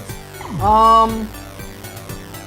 mean, if you're talking about it being inspired by, like, Star Control 2, though, Star Control 2's depth compared to the depth of this, like the openness of the world, is unreal. The difference is absurd. Granted, this is a single death, right? Compared to a company, Toys for Bob. This is a single person making it. Hey, Egrets! Good to see you. Yeah, doing a little Solar Winds. I love this game.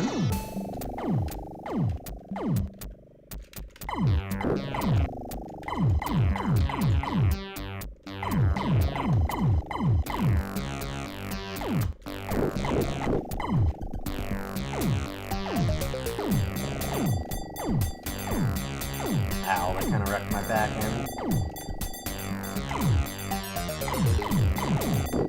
Stop.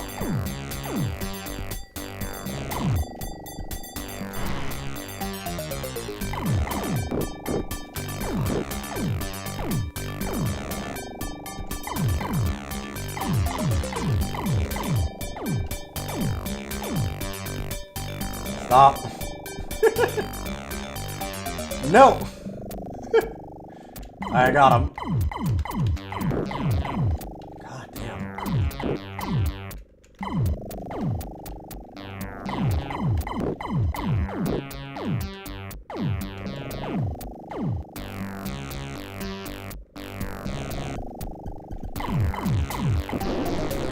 There we go.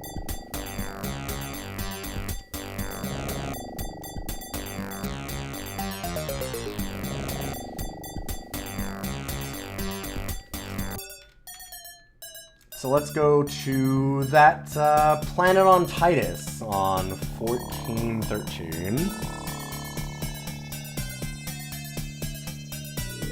The combat in this was kind of rough. I actually like the combat in this more than I like it in Star Control, to be honest.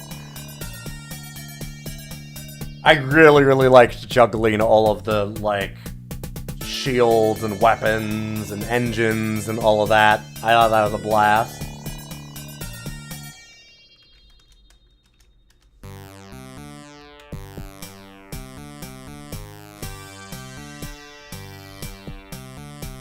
And yeah, you're not wrong about, like, it's still hard to aim It's not amazing. It's better than some of the combat at the time in space games like this, but it's not... It does have its problems, no question. Oop, I'm not paying attention. Oh, way too far.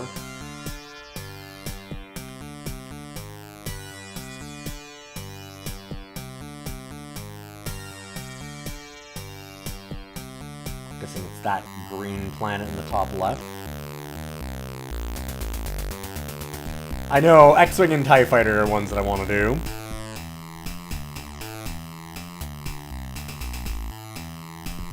What do we got here?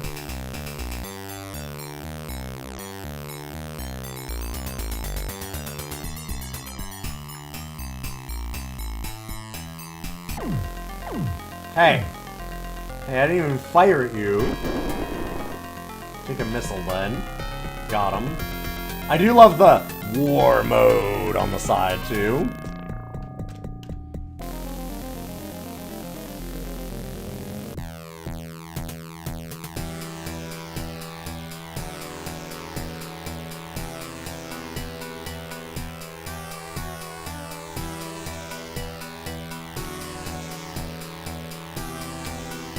Oh, I think because we don't have the scientist, I can't communicate with them. So I think we fucked up.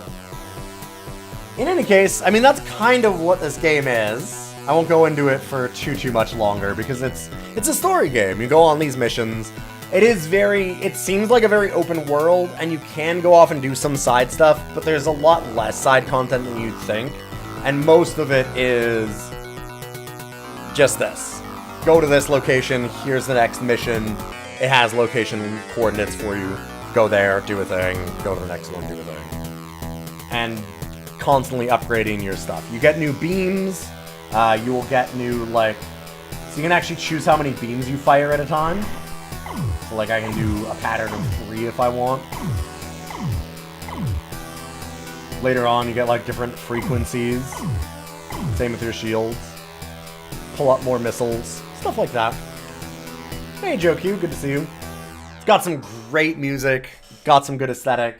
It's a really solid little game, and I like it a lot. And I am gonna rank it. So, nice little space story game. You remember looking into it and being massively disappointed? Yeah, it's one of those ones where it, like, the promise of it is like, wow, this might be, like, the best DOS space game ever. And then you play it and you're like, oh, it's way smaller than you think. Dang. And it's far from bad. Far from bad, in my mind. But, like, the promise of what it could do is a bit of a letdown because, like I said, it ends up being very straightforward. Just go to this location, go to that location, go to this location. You're done. That's the game. Which, I mean, that's not terrible. That's what a lot of games are, but it teases this big open universe, and it's not that. It doesn't have that. So with that in mind, it's certainly no, like, Ravenloft or Syndicate, but I would say... Yeah, you were coming from, like, Starflight and Star Control. Yes. Yeah, coming from Star Control 2 and seeing how open that universe is and how big it is, this is not that. And if you're expecting it, you're going to be like, oof. That being said, JoeQ as a, like, thing, this is a one-person dev. One person did this, somebody else did the music. That's it. Those are the credits. It's like, in that side of things, pretty dang good.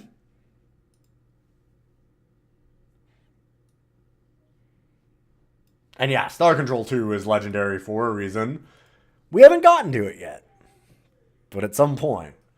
In any case, I mean, maybe not for a reason. I don't know. I haven't played it. I wouldn't know the ranking of it. That being said, where are we putting Solar Wind? RAM. Thank you. Got some extra RAM for my computer. Solar Winds. It's not Jason Schmalzman's next game, Epic Pinball, which is fantastic. This dev has a lot of good games under his belt. It's certainly not Castles.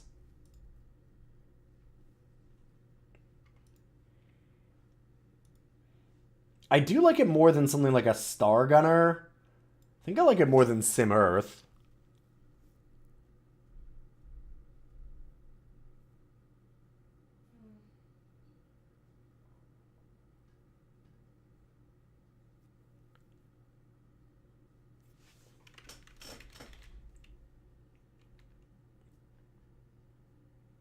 I think I like it more than Duke Nukem 2.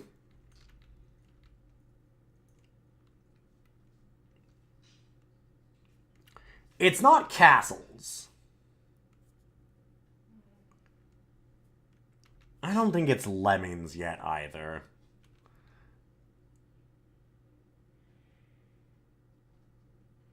Yeah, you know what? I think that it goes right here, actually. Number 33. Not quite as good as Blood. Better than Prince of Persia 2, which has some real issues with level design and such. What do the stars mean? The asterisks means that episode 25 was focused on only that one game. So there's no extra things on that one. That's why I put it there. Just so that it'd be easy to see that. So there's a little bit of Digital Extremes Solar Winds. Before it was Digital Extremes. Maker of Unreal Tournament. Next up, let's get a game that since we're doing Canada Day. Hey, Boix, good to see you. With my downloaded RAM. I was very, very sad to see. Hi, kitty. That a game that I'd already ranked is in fact Canadian dev. And it has a sequel. This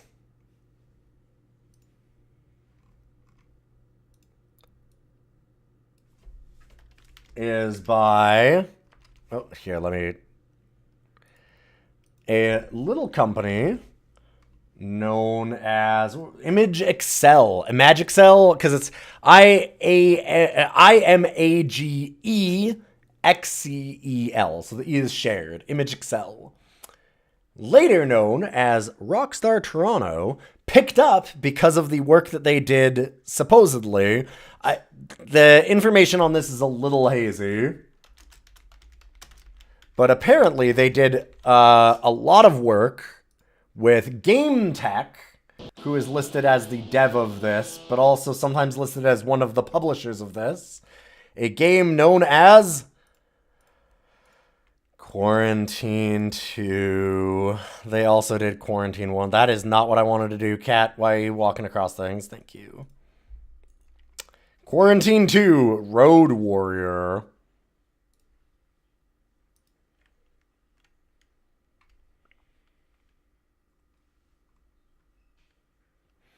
The Warframe people, too. Yes, they are.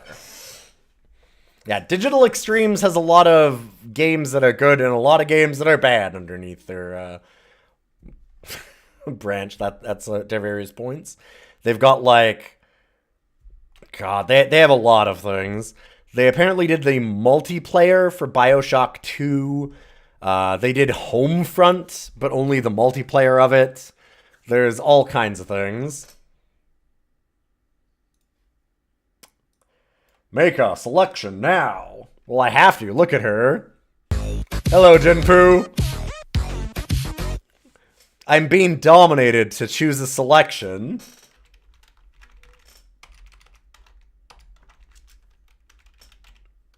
This very 90s lady is saying that I have to.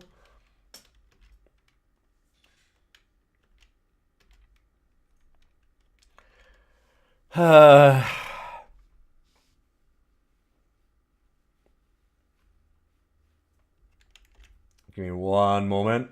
Welcome, everybody. Configuration. Okay. just to go back through this, where did we even put Quarantine 1? I figured I was going through like all the legendary Canadian devs and I'm like, I'm going to do Digital Extremes because this is our Canada Day special, 1 day late because I couldn't do it yesterday. We did like Digital Extremes and I was doing Silicon Knights. I was thinking about doing Shattered Steel from BioWare, which I didn't get working, so I didn't do. And then I'm like, oh, what else can I do for... We've got to do one bad one at least, right? Yeah, 113. Just underneath William Shatner's Tech War.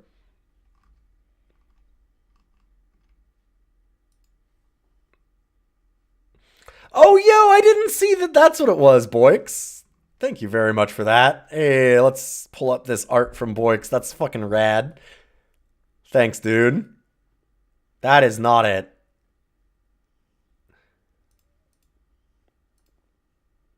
There it is. DOScider. Hell yeah, I'm definitely using that. Thank you very, very much. I'll have to ask about that later and put it up places.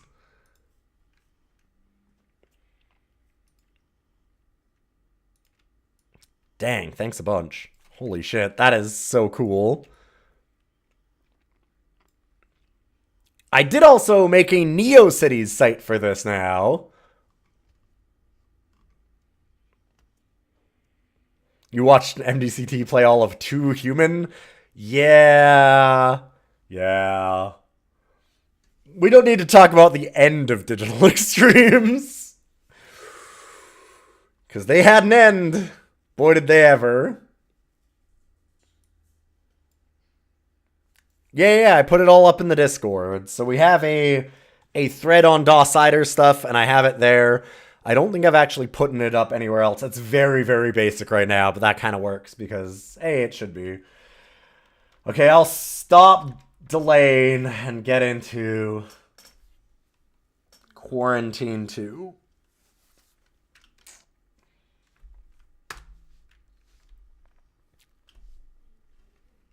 Thanks, Ghidorah.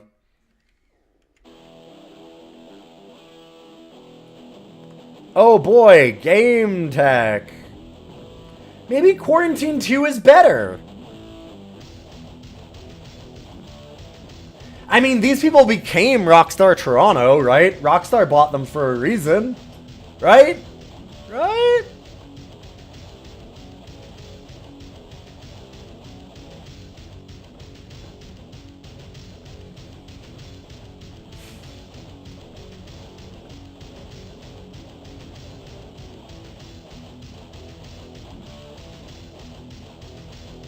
Oh no, look at these people.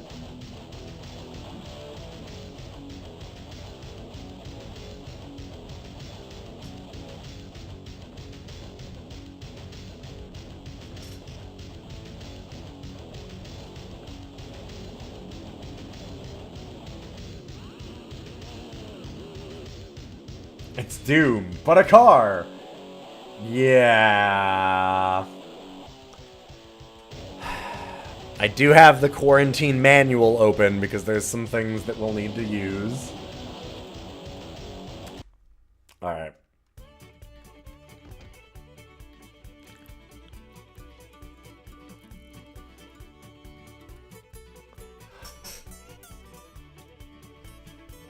What?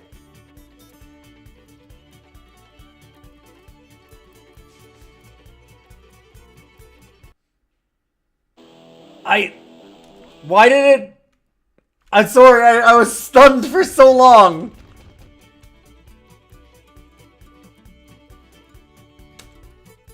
That is a bizarre shift in tone. 205680 outside chemo prison facility. And now this!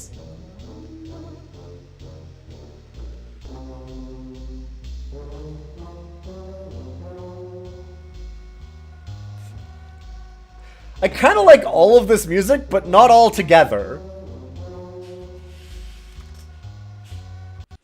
It's nice they tried to go for this more comic book look for the second one. The first one was just ugly, just super ugly and gross. I don't know that it works with the rest of the aesthetic, though, in a minute. Yeah, this comic book art's kind of a thing, at least. It was not like this in the first one. Can't believe I made it out of there with all my major organs intact. Okay, so this is us escaping from the first game. Because we were in Chemo City.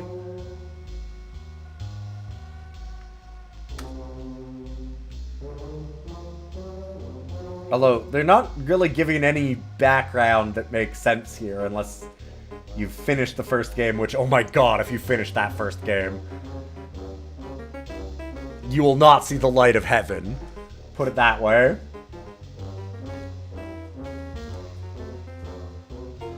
All this sand, and you have to hit the only rock. Meanwhile, at Torva Yol's headquarters in Kriegtown. Okay, that's kind of amazing.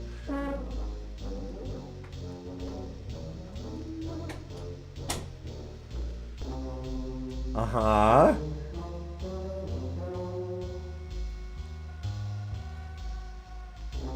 I like this radioactive vampire they've got going here.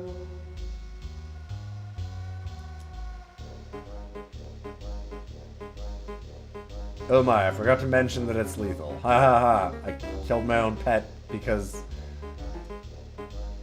What?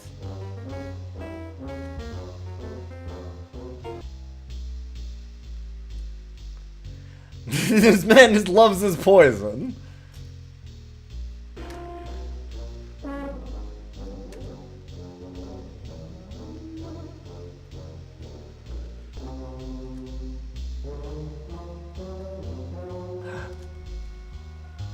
His name is Drake Edgewater.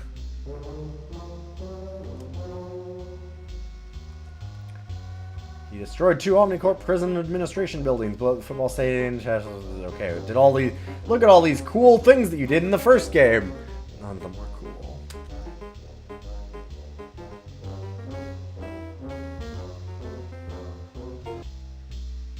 What's with the one shoulder there? One side's he's a little lopsided, this man.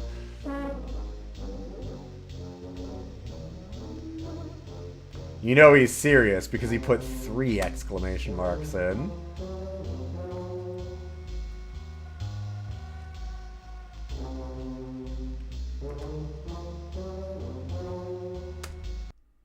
Fresh meat for the kill duel tonight.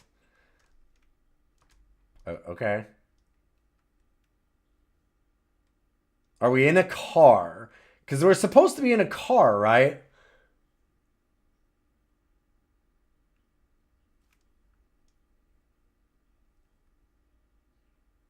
Okay.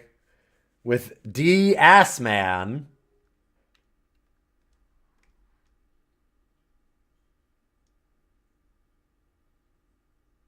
I know, we are ostensibly a taxi driver. I know that because I've played Quarantine 1. Sadly. It's a game that tries to do a lot of things and doesn't really do any of them well.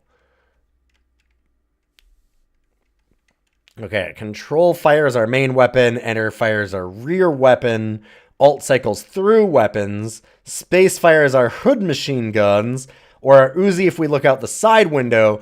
To look out the side windows, we have to press F1. Here, let me show you the manual and just how there's a little too much going on here. Okay, driving controls, accelerate, brake, left, right. Sure, perfect. Yeah, Z to jump. All right. Look straight ahead, F1. Look to the left, F2. Right, F3. Look behind, F4. See outside to chase you, O. See the enemy, Y. Okay, cab engine on and off, 11, sure, Change your waypoint, T, access M, fire, cycle, fire our rear weapons, space to fire our Uzi, float, hover, cab up, float, hover, cab down. Yeah, it'll be easy. Enemies are invisible until you press Y. God, I hope not. They might as well be for how I remember this controlling. Although that was Quarantine 1. Maybe it'll be better? It's gotta be better, right?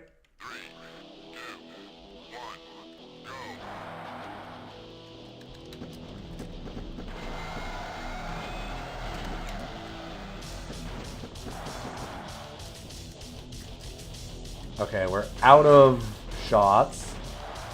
So I think we just have to smash? Oh, now we have... Okay. Ah, we have spikes on the front now. That's all that we have. Gotcha. This is slightly bouncy.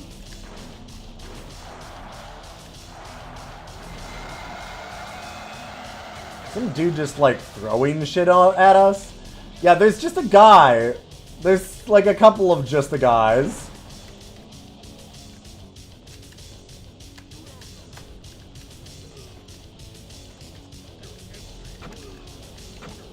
Ah, okay, and if we turn off the spikes, then they go away, sure.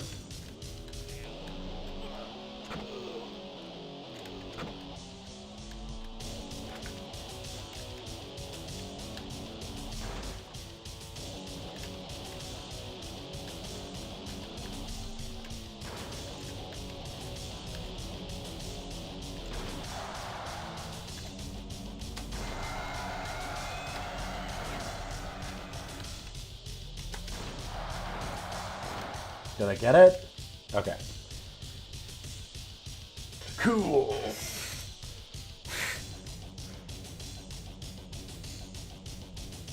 Okay, now we have a race. Sure. So this is actually a tutorial, which is nice considering the number of things this wants you to do. From what I remember in game 1.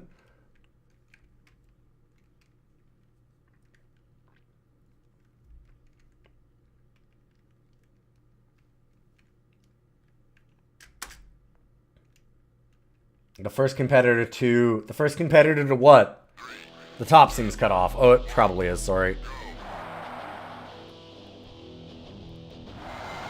Oops. Well, we might have problems with catching up to everybody now. Can we see, like, what is... Okay, they got blood across it because some dude got hit, I guess. Oh, what? Whoa. That was quite a spin out.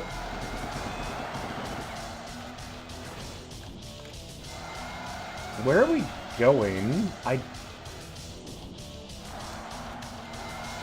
Like, there's no... That mini-map is so zoomed in. Look at that. In the top, like, middle, slight right.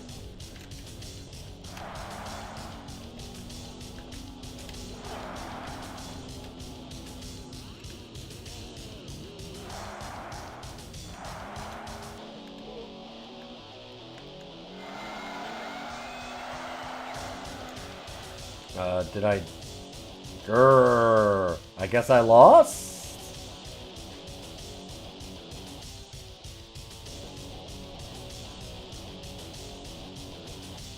Only some than any other cars get ahead right at the beginning and win the race. For better visibility, hit O. Okay. I guess that we're not in the kill duel anymore. For better visibility, press O. Alright, there we go. That is actually nice. Fair enough. I mean, it... Oh, man. It really does highlight how, like... The slightest touch whips you around in ways that are,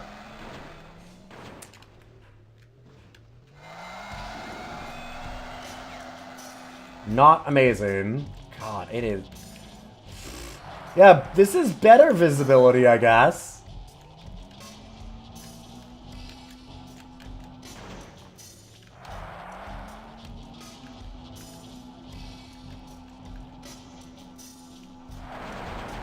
Oh, and they came into view, and immediately I smashed them, and I have no idea where I'm going again. What? Why am I turning around? What the... Oh, what's spinning me out? Oh my god. Ugh. Well, I guess that I lose again.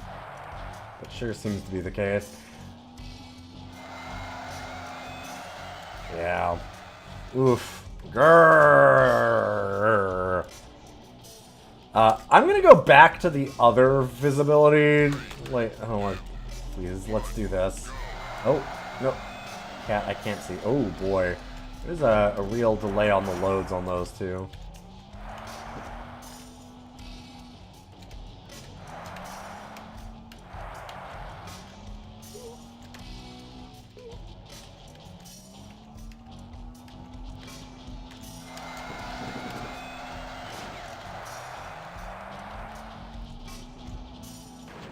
This is impossible to handle.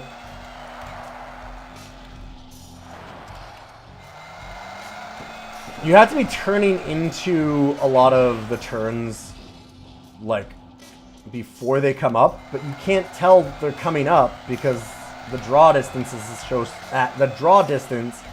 so short, and the map doesn't give you any information.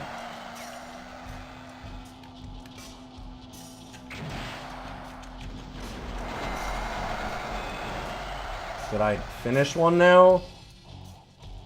Crap. Oh, I got a different one because I...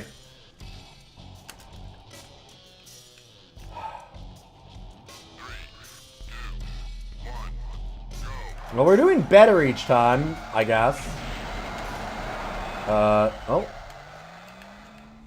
Immediately spin out.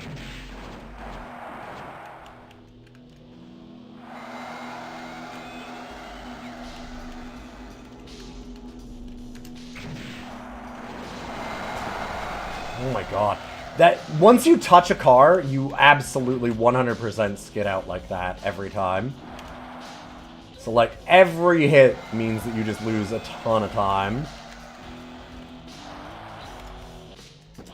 Fuck.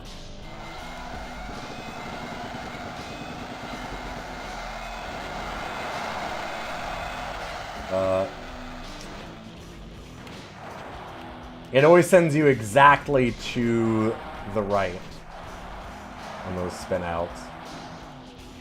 Although it's not... It didn't spin me out those times. Weird.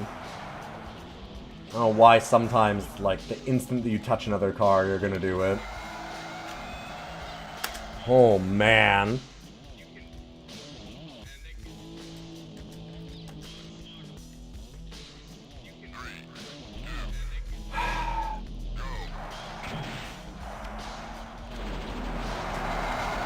Please, I just want to...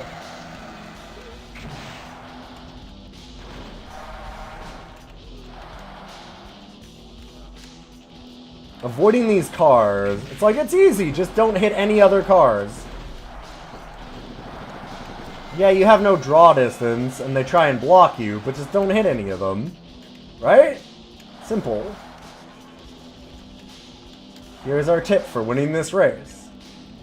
Although... Maybe? No, there's still another car in front of us. Although now maybe we're in first? I don't even know.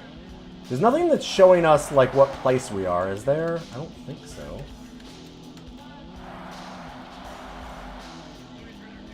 Oh, thank God. Okay, I think we did it.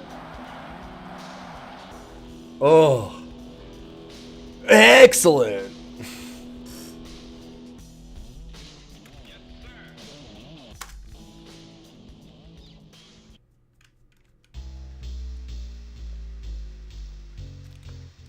Here's our prisoner celebrating with drinks.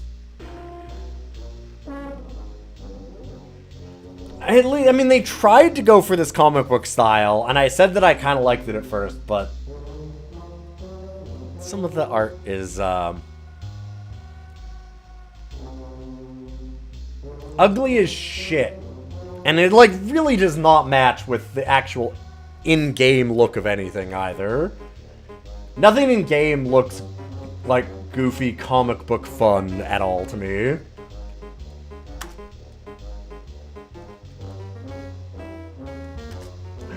dangerous criminal and our beloved leader.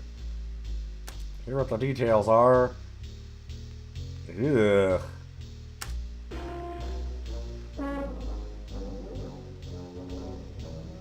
Back at the Autodome.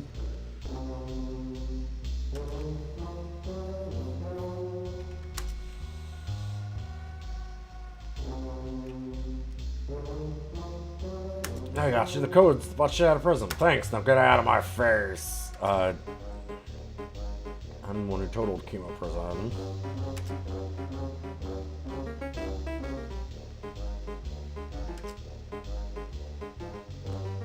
There's no way to run. I'll be seeing you around. Whatever. Okay. Strong stuff.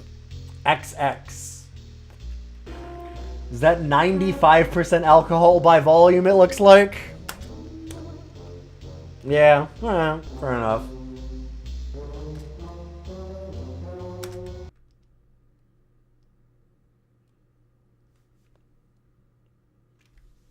Okay.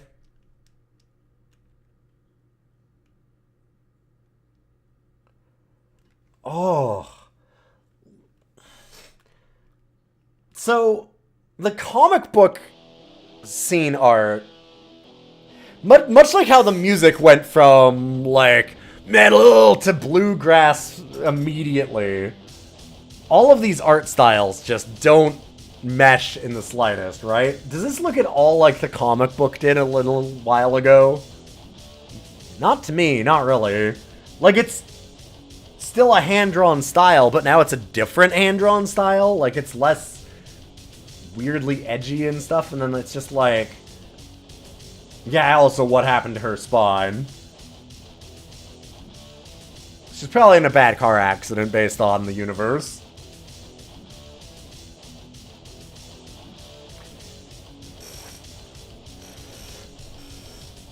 It's like 3 different groups developed this and didn't talk to each other. That might actually be part of it.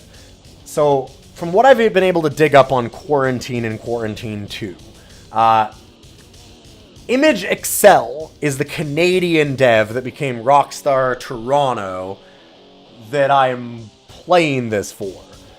However, they're not the ones listed as the dev in a lot of places. GameTech is listed as the dev, and Mindscape as the publisher. Other places have Imagexcel listed as the dev, and GameTech the publisher. And it seems, from what I can find, that GameTech did a lot of it, and then Imagexcel came in and polished them. And it was based on the polish that made them a... Like, oh, here, what is the exact quote? Because, boy, the quote was something.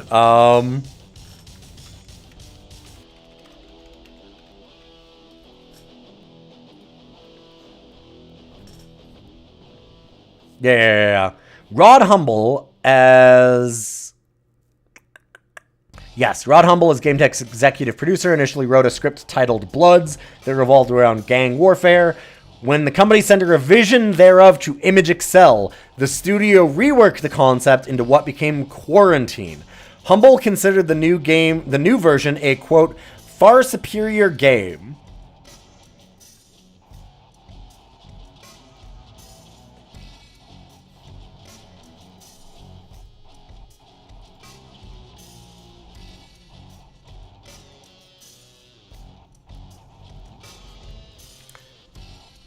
And then GameTech purchased a bunch of stuff off of them, and they became known as GameTech Canada? Huh. This is the polished one. Yeah, and I'm like, what was the original design? This is Quarantine 2 also, so it's not Quarantine 1. So you get a lot of weird things going on this. The next things that they made were actually the expansion packs to Grand Theft Auto. The very first one.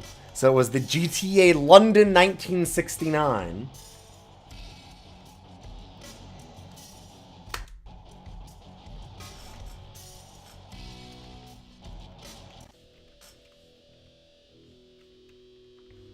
Don't eat the yellow sand. Oh no, I smashed into that.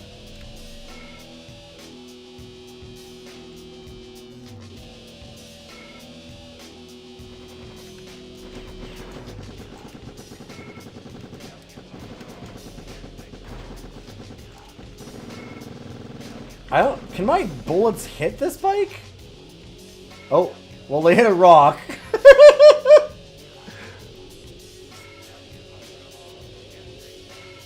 That's kind of amazing.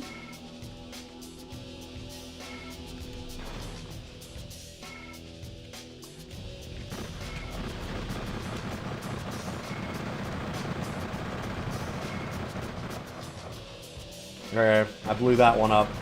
Why am I blowing this up? I don't know, because I can blow it up. I'm allowed to, so I guess that we do it.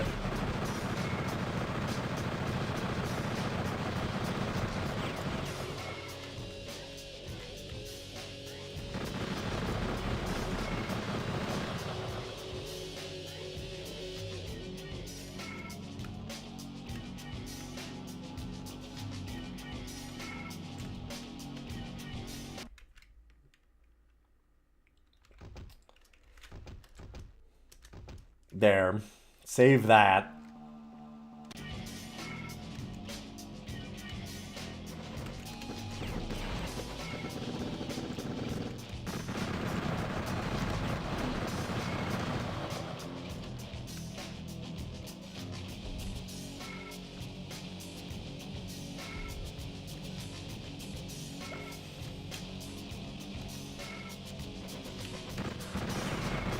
Yeah, it's kind of hard to not get at least some hits from enemies.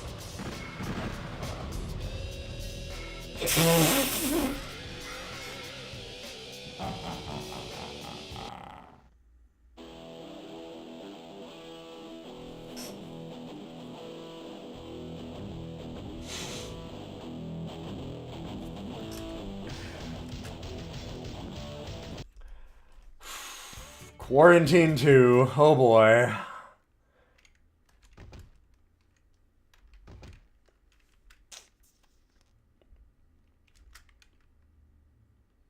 Oh, do we start over from the beginning of this? We don't start in the middle of the mission? Oh, okay. It does start us from there. That's nice at least.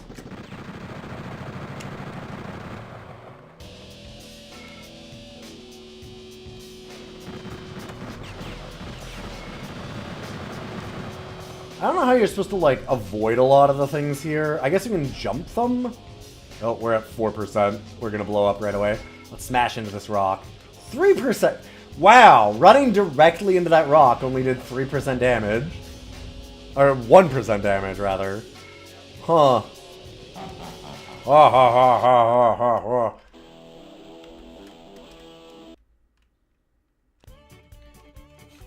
God, the bluegrass, like, right turn for the music at the beginning just kills me.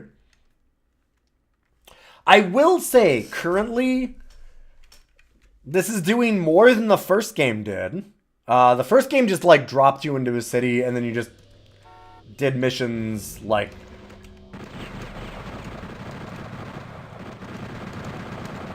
getting people from one spot to another, like a taxi driver would. Oh my god. Please. That thing took 30% of my health.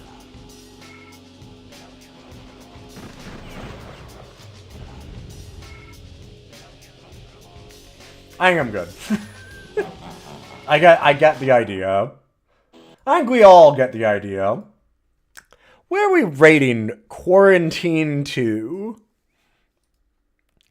Hey, listen, it's Canada Day and I'm doing Canadian devs. It doesn't mean they all gotta be bangers.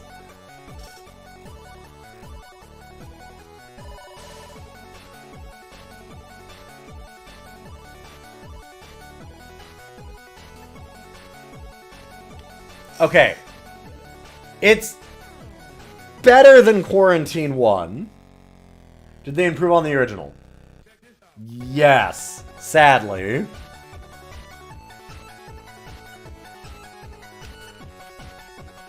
Well, God, did they? So, I mean, the more that I think about it, I don't know that they did. Because the first one just drops you into a city and just says, escape chemo prison. And you're just in a city that's also a prison. And then you're just running various gangsters around for stuff.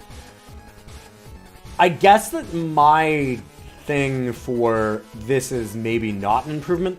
Improve things. Tutorial, to have like a little bit of some understanding of what the hell is going on. A little bit more of a story. But then also, all of the stuff that they added, so like the little mission overview and the comic book panel stuff, don't mesh with the rest of the game at all, right? Like, they don't look like... The art and everything about it just feels tacky and really low quality and not congruous to the rest of the game. So is that better?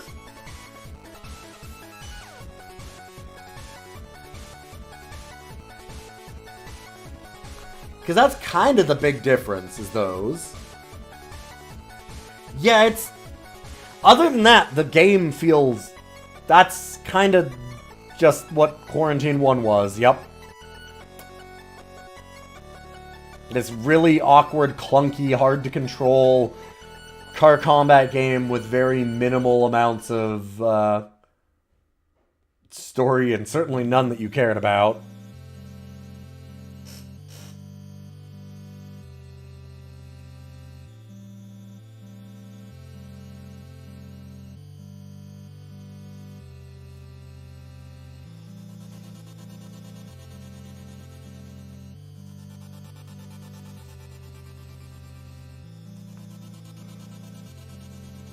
I'd say at least in the other one, the navigation points and stuff worked better, but I didn't really use them too much this time either. I feel like all that's probably about the same. Like the UI, all the controls and stuff, that feels and looks like Quarantine 1. So I guess, yeah, the answer is the new stuff added making that game better or worse?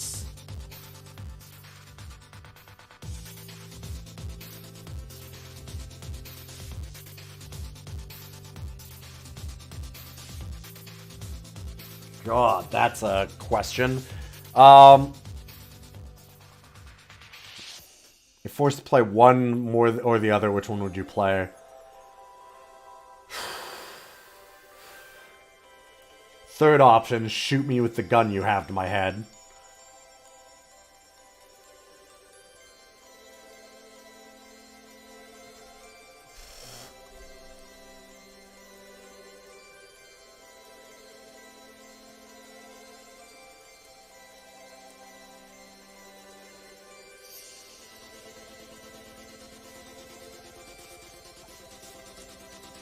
It's really hard to emphasize how much the controls for that suck. You know, I hate the edgy comic book stuff even more than I hate the rest of Quarantine 1.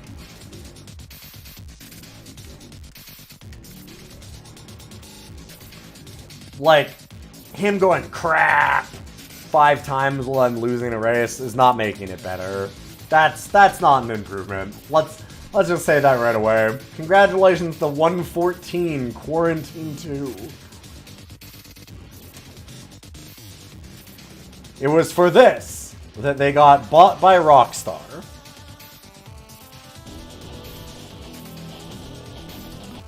It's got some music. See? The music's also not very good.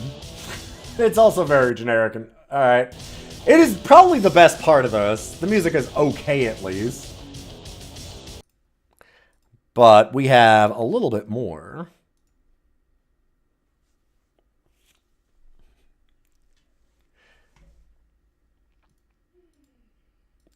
Yeah, if you can imagine, I'm saying that Quarantine 2 is a gun barrel game.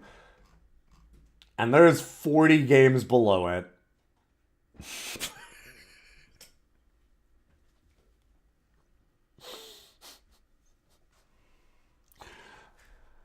Anyway,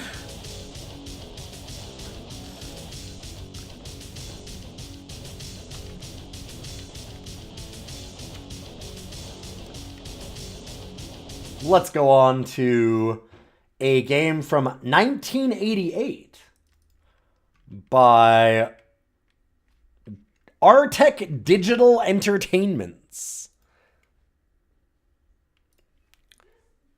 Which, honestly, from what I can tell, seems like a dev that just did... They did like a lot of Wheel of Fortune and Jeopardy games, things like that. They're just kind of one of the shovelware houses.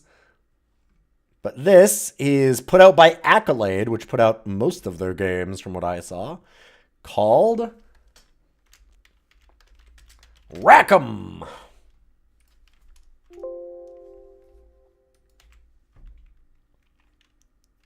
It's pool.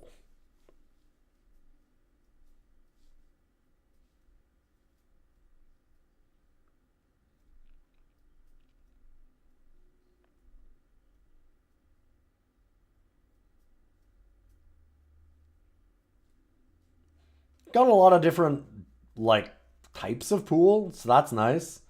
I like this guy behind the desk. We are an amateur. And we'll just play... it's nice they got... What is a custom game? Standard 15. Sure.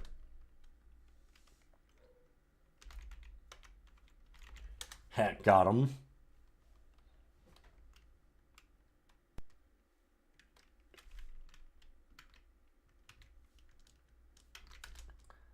Oh, you can just change scores.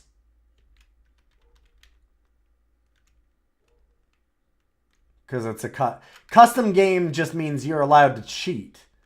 I see.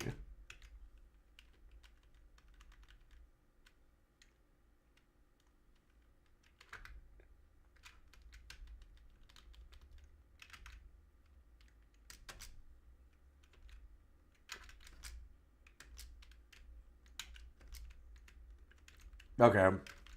I mean, that's kind of a neat mode, I suppose.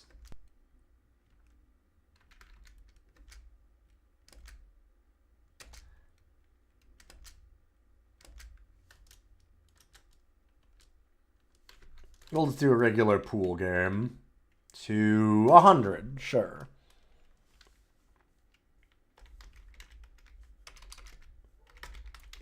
Bazungus.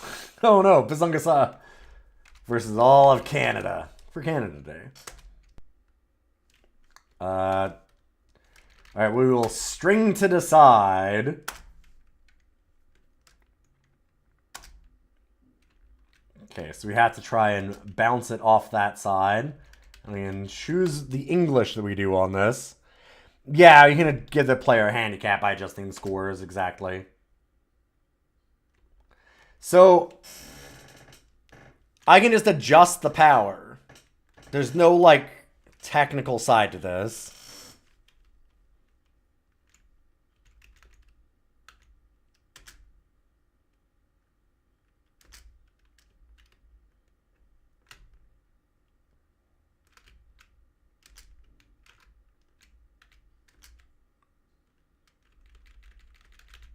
Sure.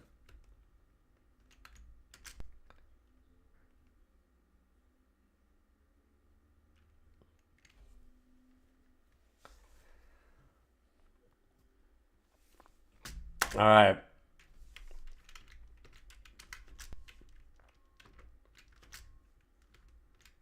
So there's no computer player, it seems. It is just you versus another player.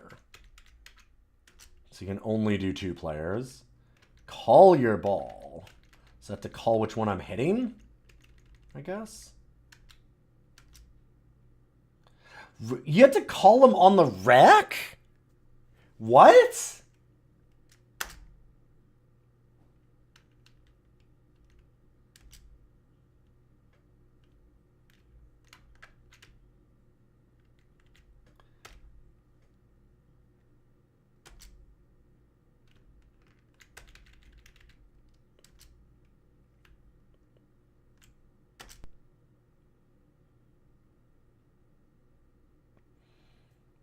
Yeah, calling them on a break is weird. That's real weird. Re-rack the pool table?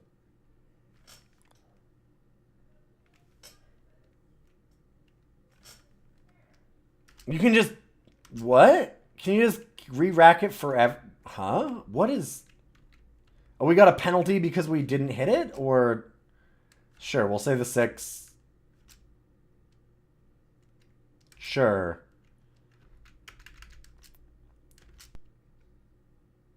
Oh, and we missed. Sure. So what happens? We get... I might have gone through too fast. Alright, play now pass is a legal break. So the last one wasn't a legal break because... I missed that. I actually didn't look.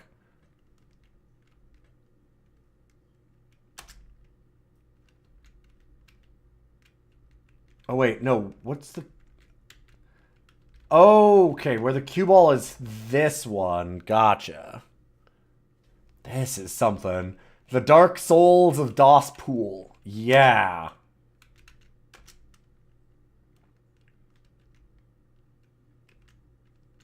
Okay, aim our shot there on the ball? I mean... Okay.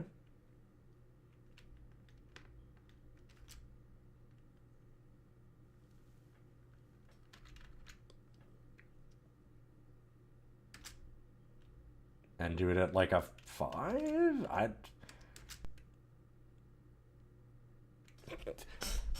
Okay, apparently 5 is very light.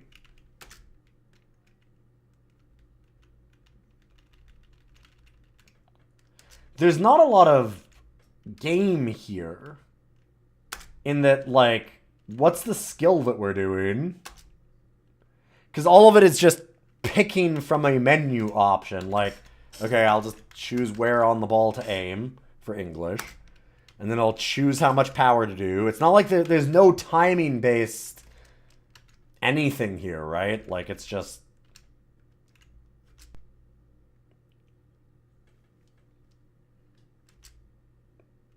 Pick and you're good.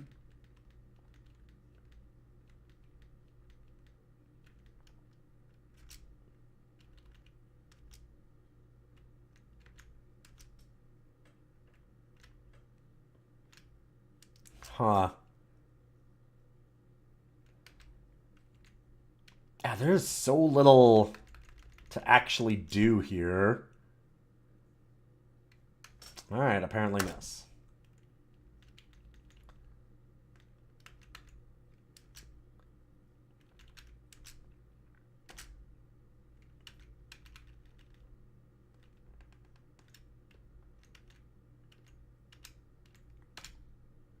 Sure. I want it to follow in, so I guess we want to hit more on the bottom. And I choose power that's a little lower. There you go. Sure.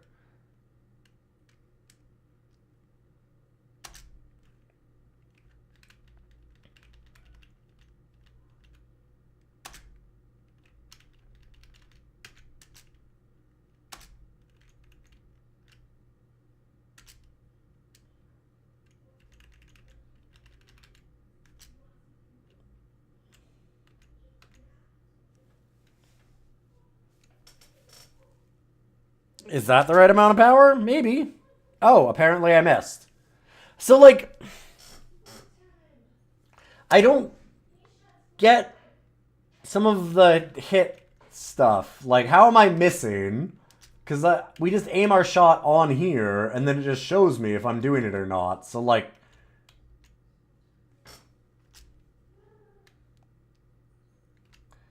There's not a lot of input as to, like, why you miss or hit or whatever.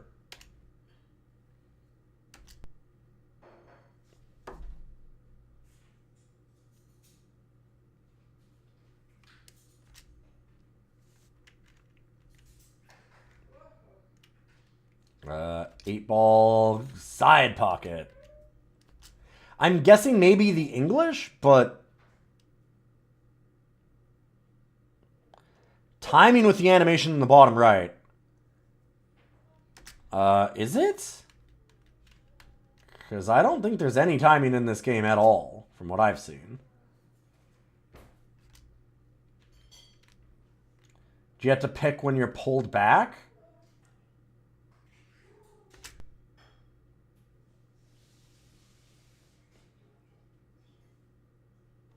You need to hit when the cue is at the ball. Okay. Maybe that's... Alright. Hold up. Let me just see.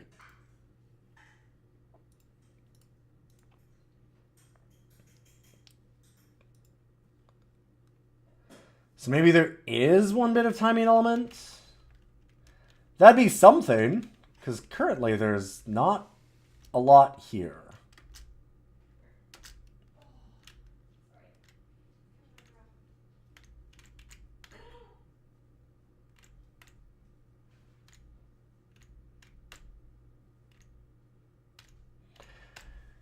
Manual for this is not really available easily.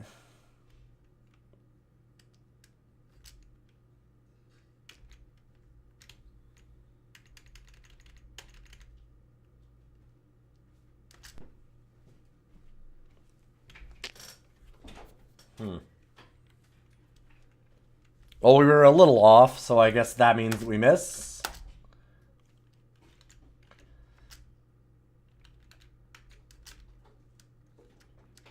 There's like zero sound in this game too. There's kind of not a lot going on here. Where on that ball?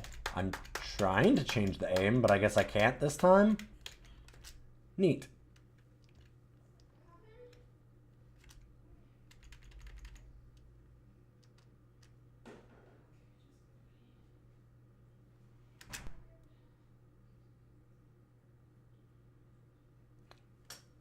Dang.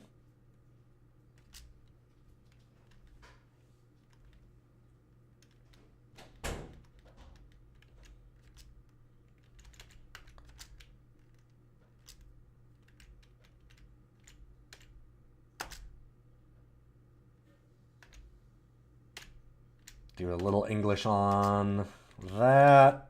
Lower the power.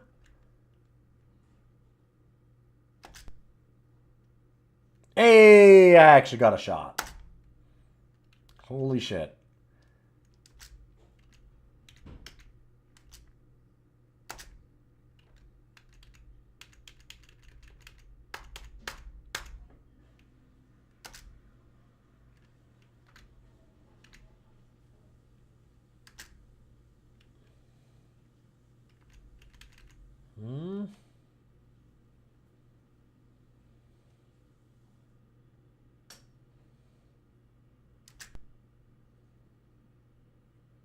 Hey, there we go.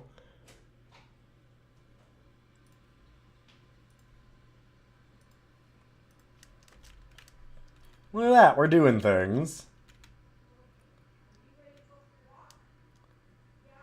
So let's call 13 ball corner pocket, but we're gonna have to do a combination shot. So we're gonna aim 7. Except that it won't let me choose. Well, dang. Guess that means I'm in trouble.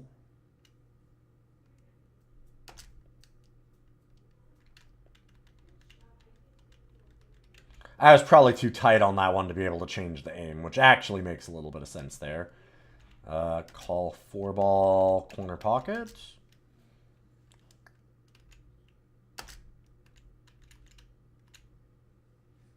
Something like that. I think that that's maybe more there.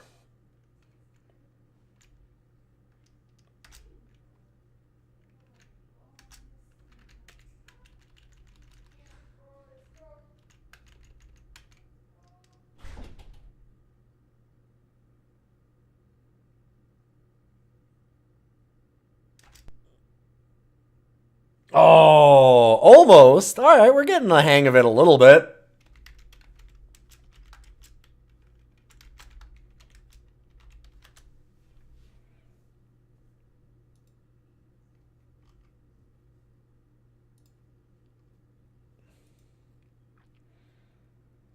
Oh, I might have actually found the instructions here for a second. Ah, yes, perfect. In German. Good, good, good. That's kind of amazing.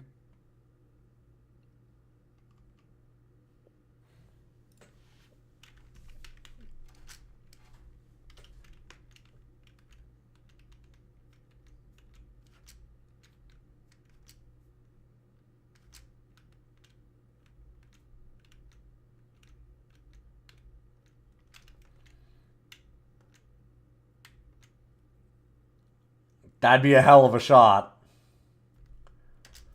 Okay, I'm curious. Can we get this?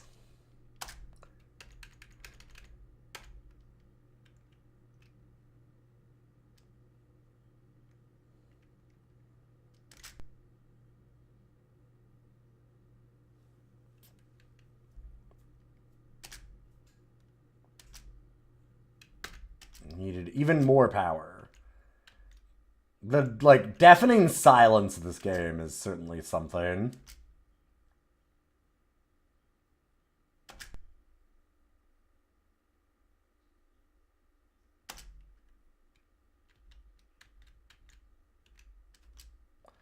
It's really, really hard to tell.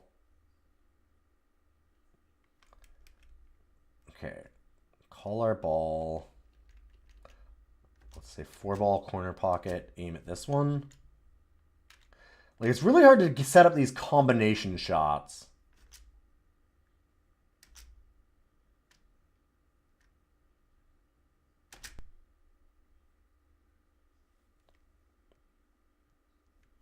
And getting those angles right is weird.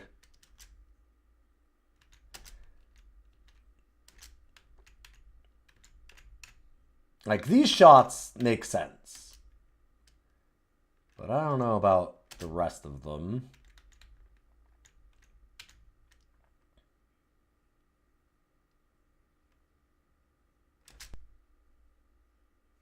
Alright. Yeah, it definitely seems like timing it so the cue is at the end is definitely helpful. But there's just not like, yep, this is a pool game. And it's surprisingly light in some ways.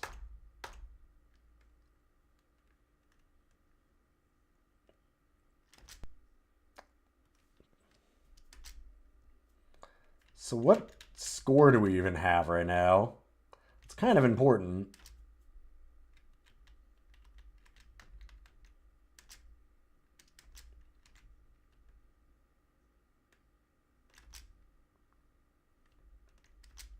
Sure. Safety shot. Can we look at the scores right now? It doesn't seem like it's showing us in between things.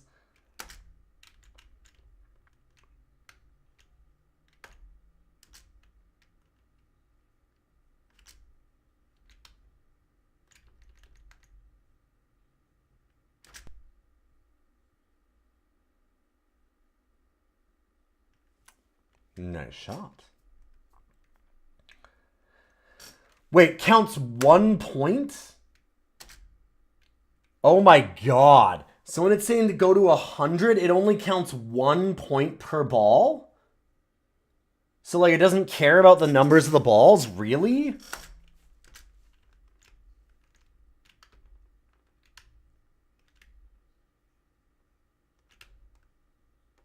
Wait, I really can't aim... I can't aim to the other side of this ball. What? What?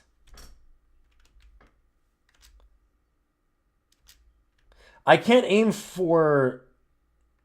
That's the furthest that I can aim on that one direction. I can't, like, shoot this side. I'm here. This is the cue ball. I can't aim for here? That's intriguing.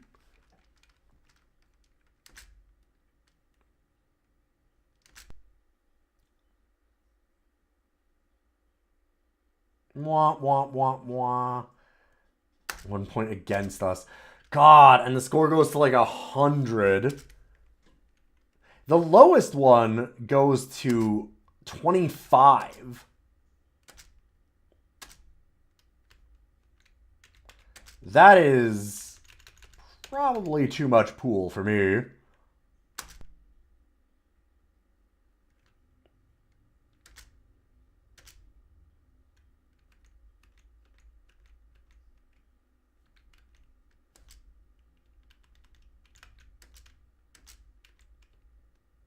They have some very weird rules around this particular version of pool.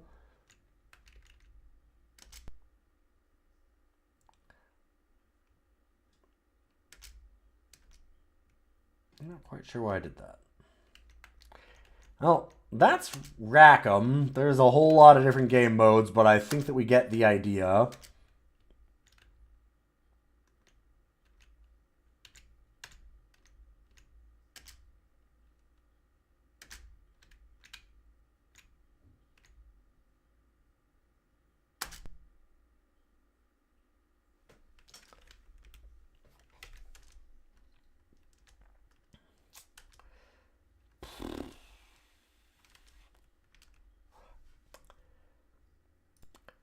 Rackham. Oh boy. It's better than Quarantine.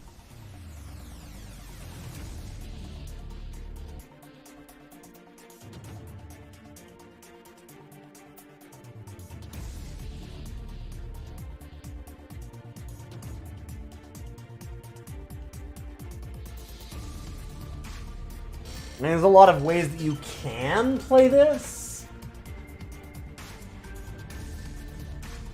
It doesn't have the problem that Dark Legions did, where you can't have two players playing it without ruining the premise of the game. Yeah, it's a very, very bare bones pool game. Some of the aesthetic is nice, like... I do like the guy behind the counter and everything.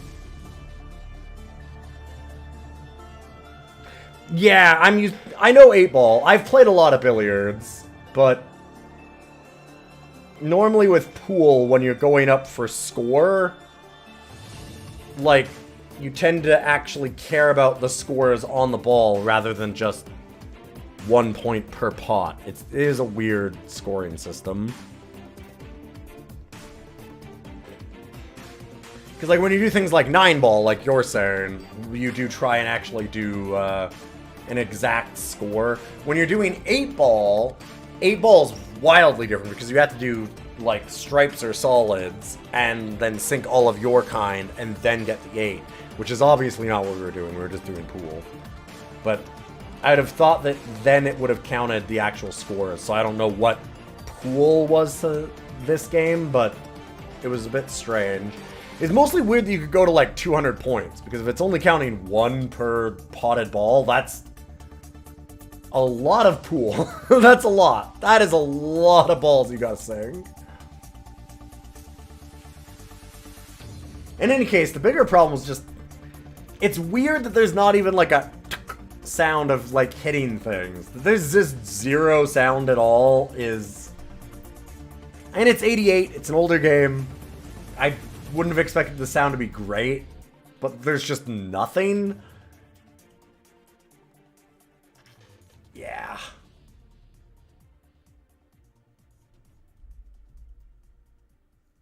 Felt like it needed something, for sure.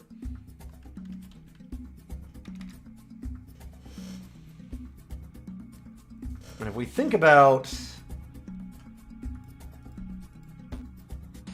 like, other sports kind of games, certainly in the realm of a, like, deluxe 3-point basketball, really basic. Same with 10th Frame.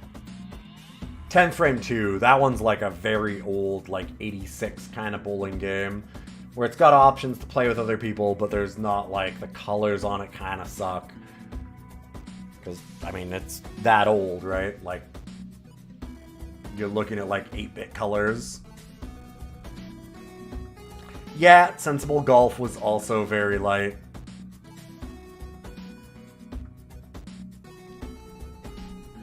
Sensible Golf had some problems of not, like, letting you know where things are going, which I guess this one kind of runs into also. Just, like, setting up bank shots and combination shots is real dicey when you don't have, like... Later pool games that I've played often do, like, that dotted line, like, idea of, like, oh, okay, well, this is kind of how you're aiming. And then as you, like, put English on things, it'll, like, show curves to the line, stuff like that. Like, you'd get in, say, even, like Kirby's Dream Course kind of stuff would show that, too, right? A lot of golf games would. We could put, like, some spin on it. Pool and golf games tend to be kind of similar that way.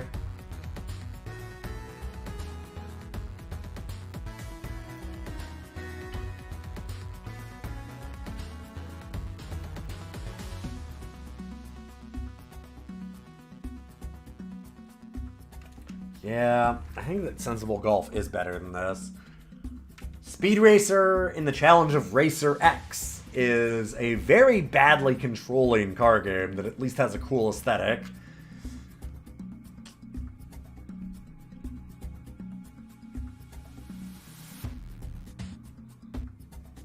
And I don't think that this is better than cool aesthetic. Flying Tigers, though, that has enough problems with the actual combat. Because that's a shmup that I can't put it below Flying Tigers. So congratulations to Rackham. Still a top 100 DOS game.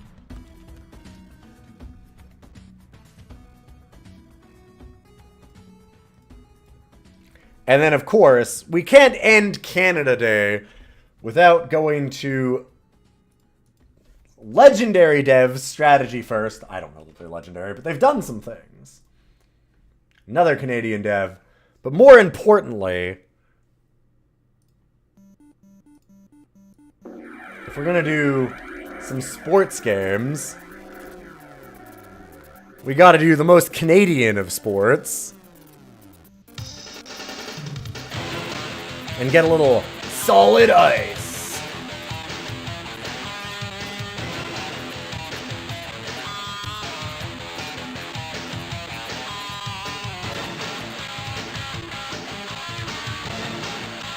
A 1996 DOS game. So very late for DOS. Or pretty late anyway.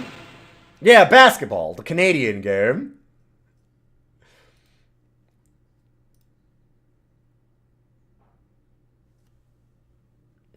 They actually did get, so this is a funny thing about this one, they did get the Players Association stars. So they have named characters from the league at the time. But they do not have the actual game, like, teams. So let me show you. Referee profile. They're blind. Sure.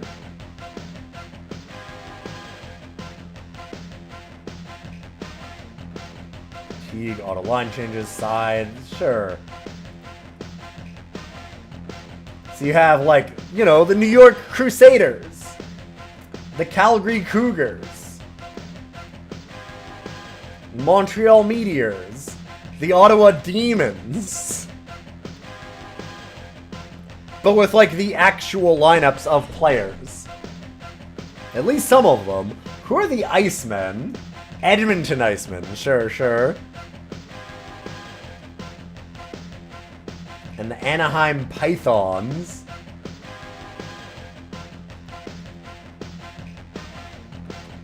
Okay, we will do keyboard setup. You do not want to do mouse control.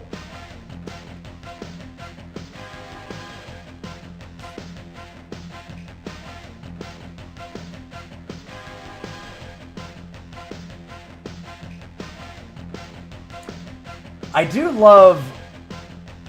Okay. So let's look at this. Direction. Alright, so up left is 7 or Q or whatever, right? Like, I guess we should do that. Can I... Hello? Okay, there we go. Actually, can we...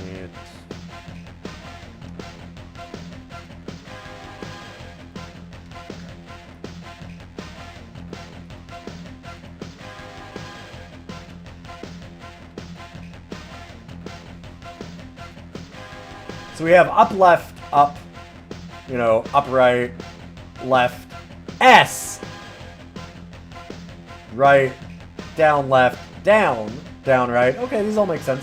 1. What does that mean? Is this shoot? Pretty sure it's just 5. No, this is S. I changed it to 5. It was S originally also. So, like, what does that do? Is this the shot? Are these the shots? Is this stop? Should you maybe just stop? That would make sense, maybe. It might be stop. But it seems like that's a thing they should, I don't know, say.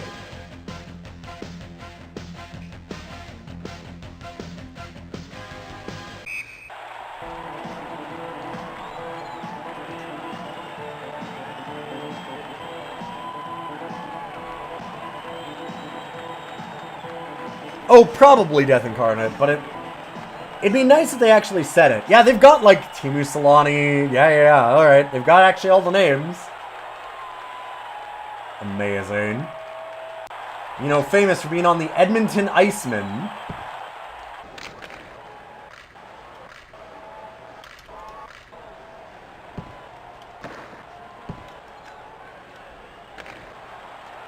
Okay, R is shoot. T is maybe pass then?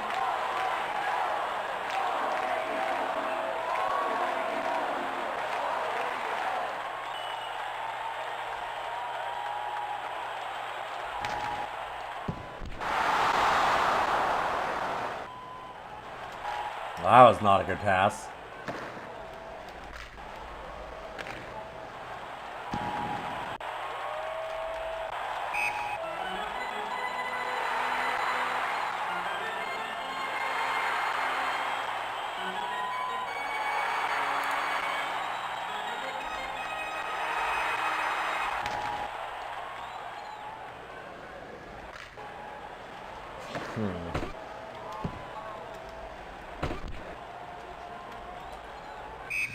Checking is not easy.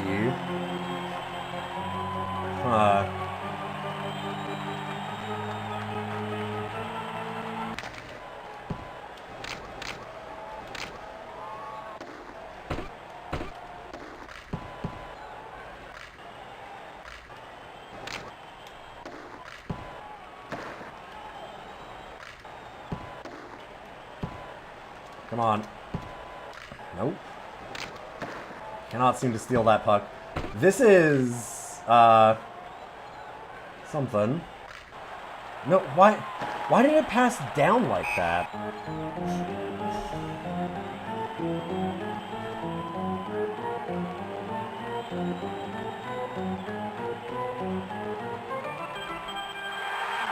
Passing does not seem easy.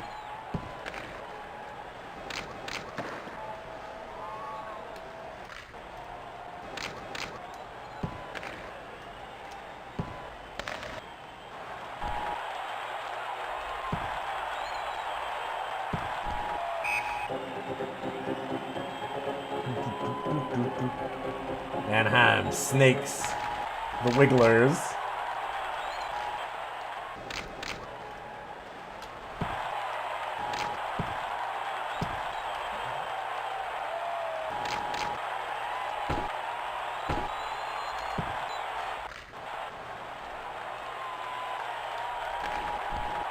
Hey, I actually got a shot off. That's nice.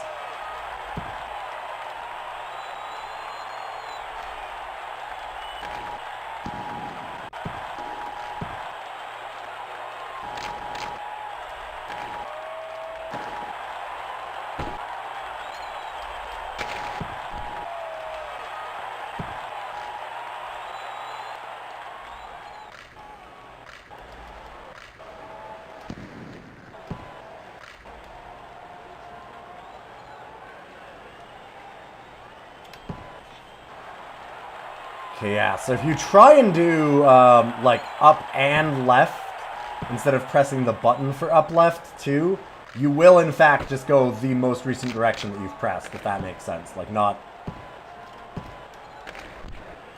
It does not like those diagonals.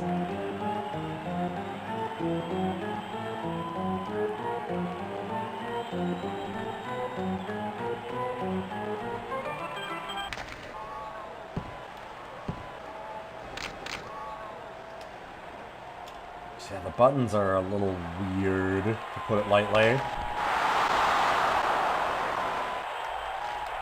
Oh, what? Why did it... Oh, man. Like, some of the passing I just don't quite get. That's gonna be icing.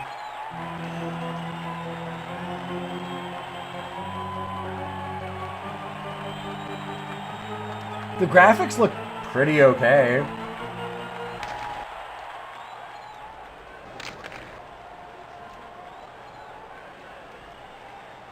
Actually, like, controlling characters is just rough on keyboard. This feels like you'd have to have a joystick to play it properly.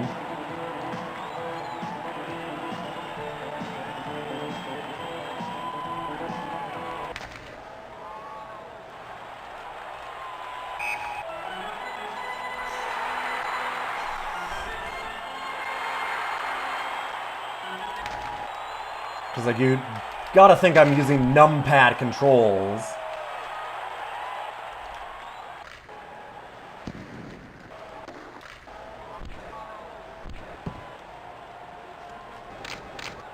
Oh my god.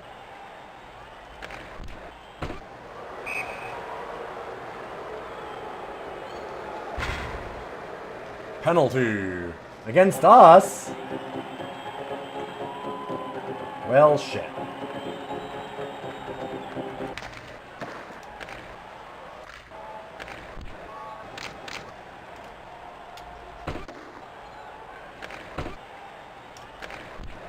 God. These controls are so weird.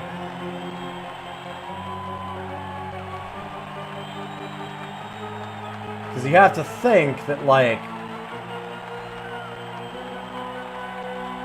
Wait, I'm like, are you gonna go? Oh my god.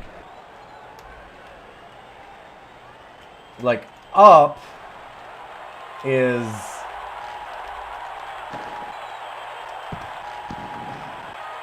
If I press up, I go, like, north on the ice, if that makes sense. Like, I'm not going across to the other side.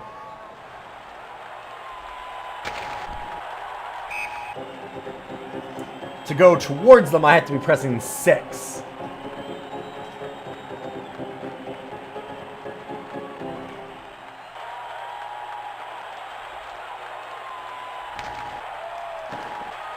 And like I was saying before, you can't even do like a...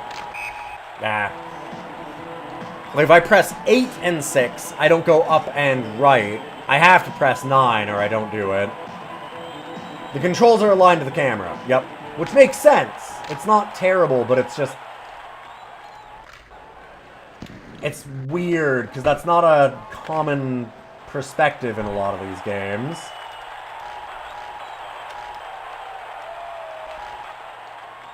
Honestly, for a reason. It feels strange.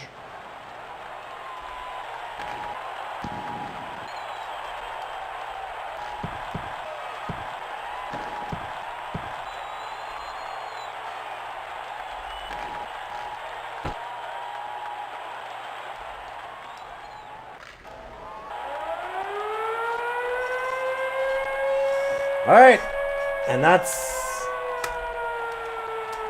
halftime of the game, or end of first period, rather. Halftime.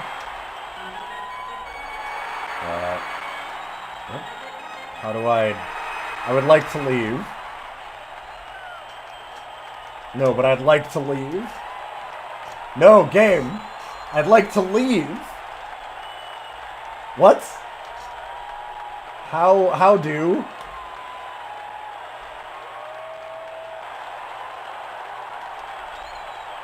How many goals are usually scored in ice hockey? It's a in-between of something like it's more than soccer, like international football kind of thing. Yeah, 2 to 3 goals would be a decently scoring game.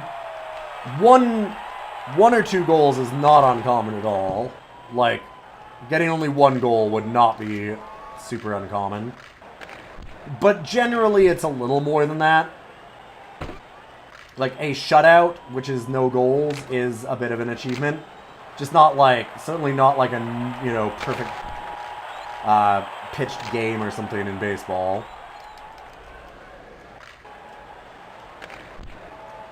Highest scoring games of hockey ever are like 6-7 goals. Would be like a lot. That'd be a fuck ton for a team.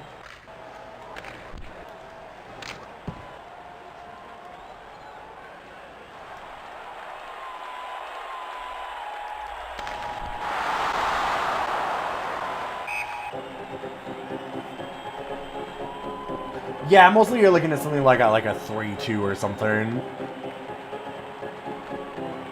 3-1, 3-2 is probably like a pretty average score.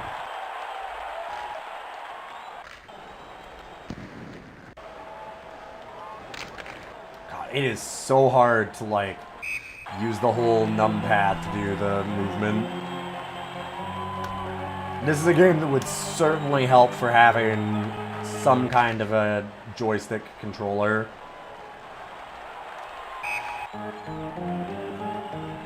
Highest scoring games are in the 80s. Yeah, generally.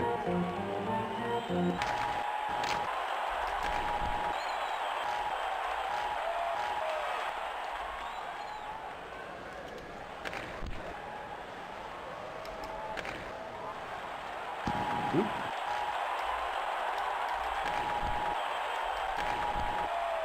Man, we didn't score on that? Dang.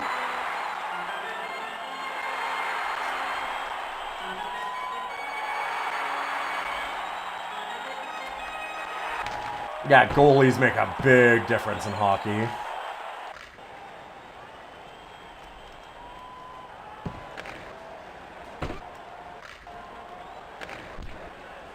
You can have a very medium team that gets saved by a real stellar goalie.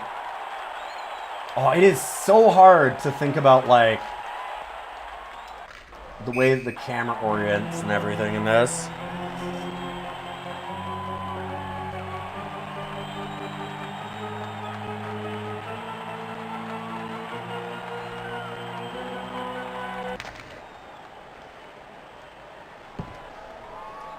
Like, if you don't... God, it's...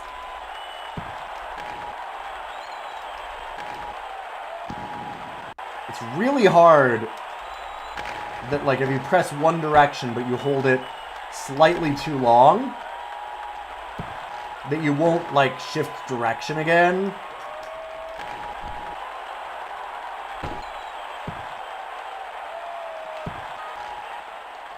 There's no, like, commentary in this either. You don't have the teams that you want.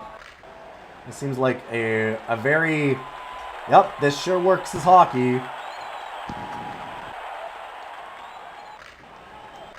I have tried S. Yes. It does not seem to do anything.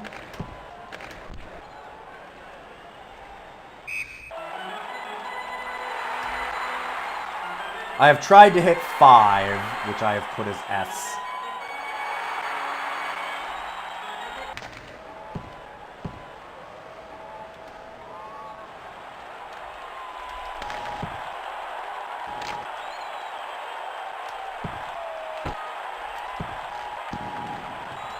Come on. Uh-oh. Oh my god. So fucking hard to do anything. Any hockey game worth their salt will have a Zamboni after this period. You'd think so, yeah.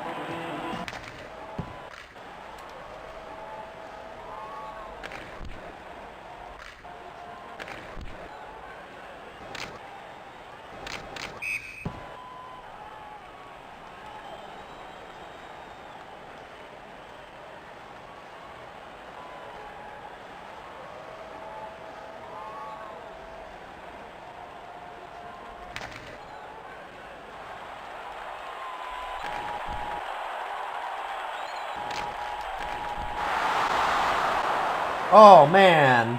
Didn't score on that? I thought we had that one for sure.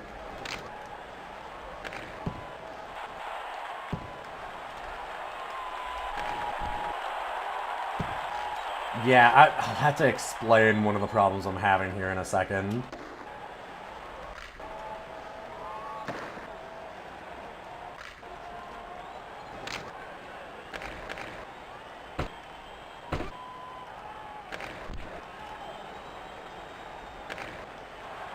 Not... that was just my fault.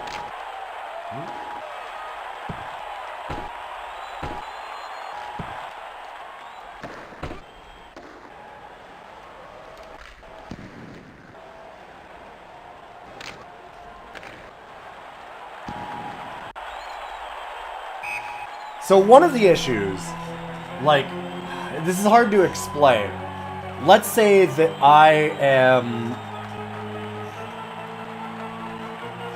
I'm trying to, like, get a player and switch to them, and they're, like, this direction. They're to the left from what we're looking at right now. So I go ahead and I'm, like, pressing 4 and trying to swap to that player. Then I get that player, and I want them to move to the right. So I'm holding 4, and I try and press 6. So if I haven't let go of 4 yet after getting to that player, and I press 6 with like half a second delay on holding 4, it won't read 6 as an input, if that makes sense. Like, I have to let go of 4 before I can press 6.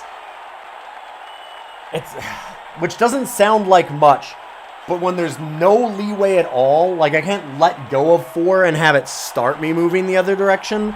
I have to like let go of 4, then let go of 6, then press 6 again if I fuck it up at all. So like if you're trying to change directions or change players, it just will read no other input than the last one that you held down. You have to like fully let go, then go into the next one, which is weird to do. It's hard to explain, but it doesn't feel great.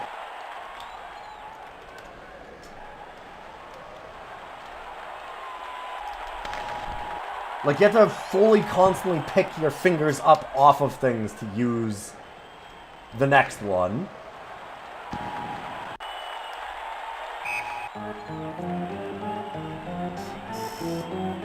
So, like, if I'm going up and left, and then I decide, oh, wait, I want to go down and left, I can't go up and left and then, like, start pressing left and then go down. Like, do you know what I mean? Like, do that motion almost, like I was using a joystick. I have to actually like press up left, then let go, then go down. Like, you have to constantly be letting go, which just feels so wrong. It's a big written for joystick issue, yes.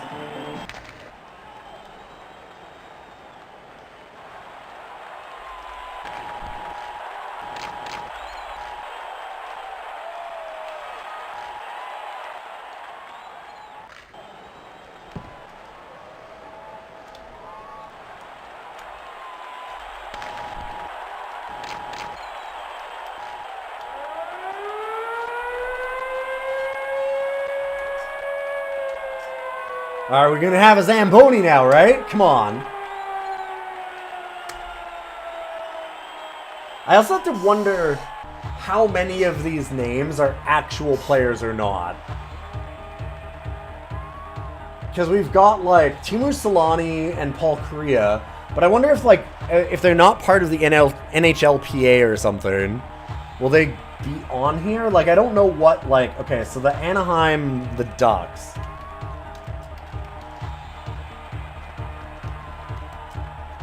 I'm just curious. What is their 1996 roster?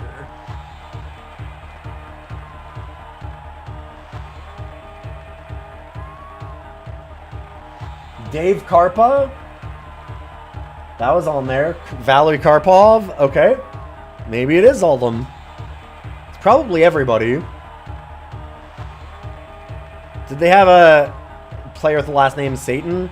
Yeah, there was actually Satan was a player for a long time. He probably was around a 96 too, would have made sense. Yeah, all of these names match up.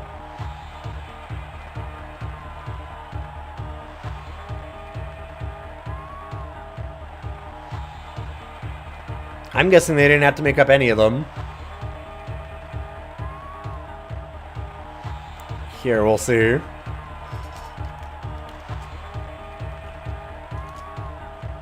'96 Edmonton Oilers roster.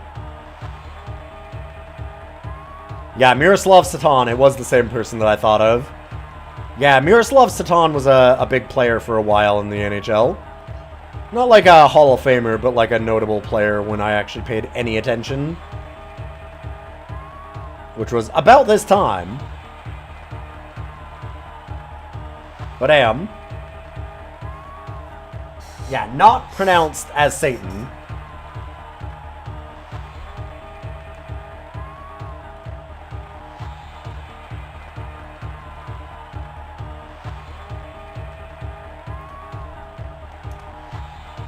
Sadly. Very unfortunately. It is interesting they couldn't get the team names.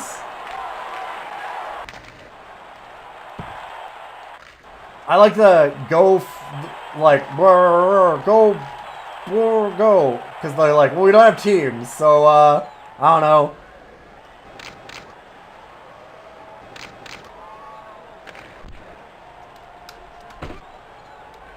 Yeah, the S button seems to do nothing. It doesn't even seem to do a stop. Oh no, a goal! Man, the ice is rough and solid. Team names are super trademark. Yeah, of course.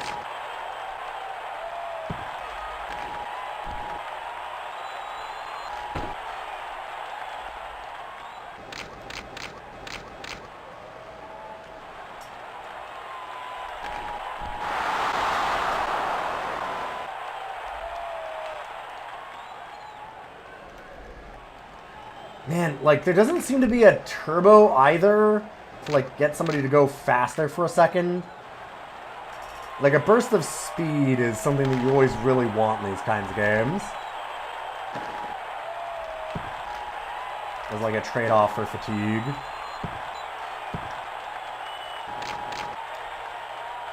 Oh, man. There's always this delay of, like, getting my character to go where I want them to, because of how we can't press, like, one button into the next to, like, rotate towards them. You can't do, like, a quarter circle, because it'll only count the bottom.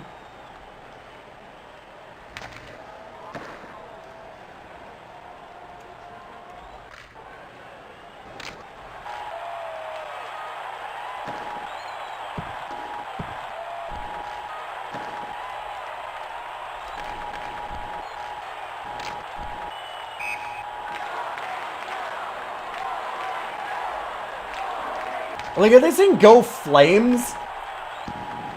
It kind of sounds like that, which is none of the teams playing.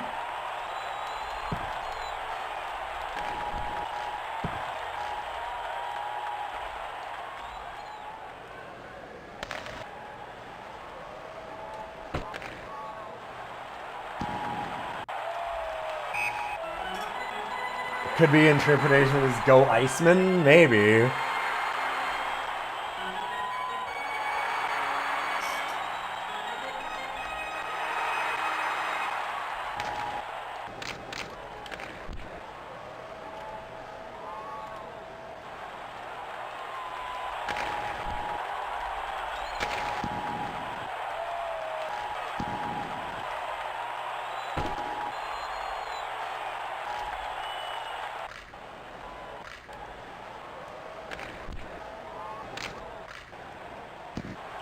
I'm starting to get a little bit more of a handle on the controls, but it's just really awkward.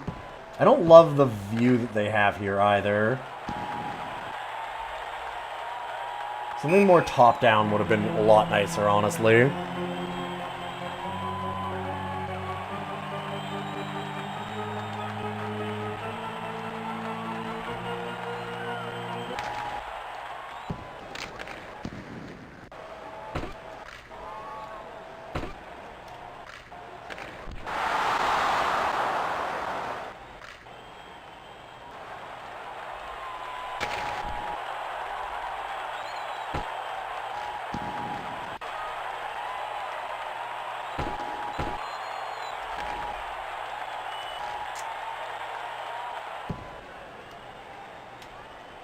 Oh my god, yeah, see, like...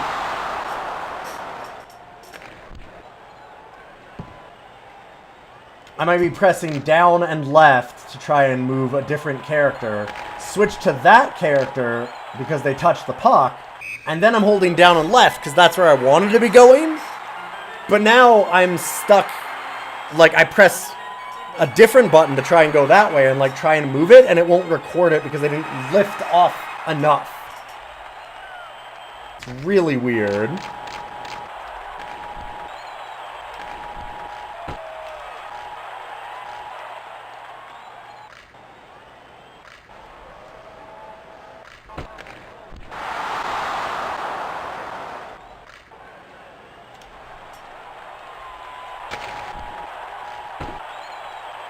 Like, honestly, if I'm even holding, like, 6 to go to the right...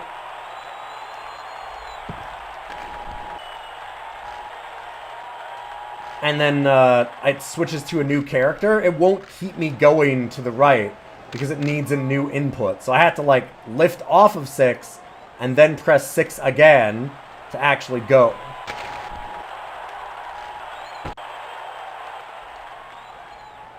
It's not a great feel.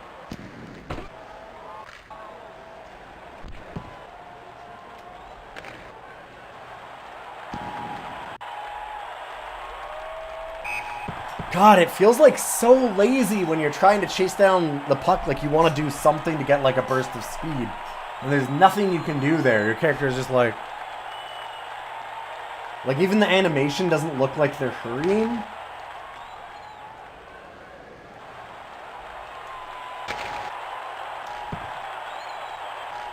S for speed. Unfortunately, that does not seem to do anything, like I've said.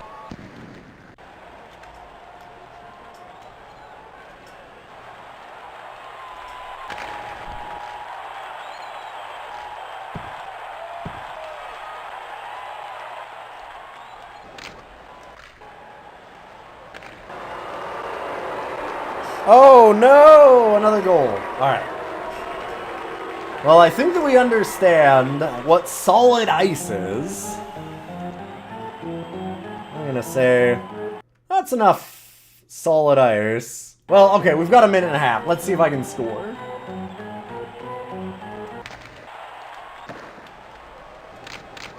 We gotta know if the Edmonton Icemen can beat their nemesis, the Anaheim Snakes. Answer is no. Oh, and then it just kicks you out. Gotcha. Edit teams.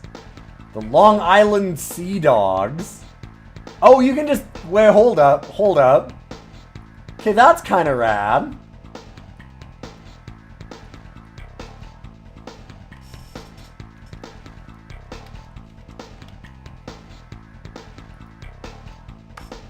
So yeah, you can just like...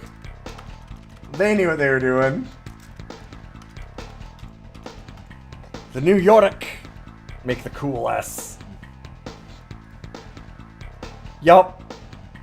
So you can just change... that's kind of amazing. Oh, and you can edit all of their stats. Sure.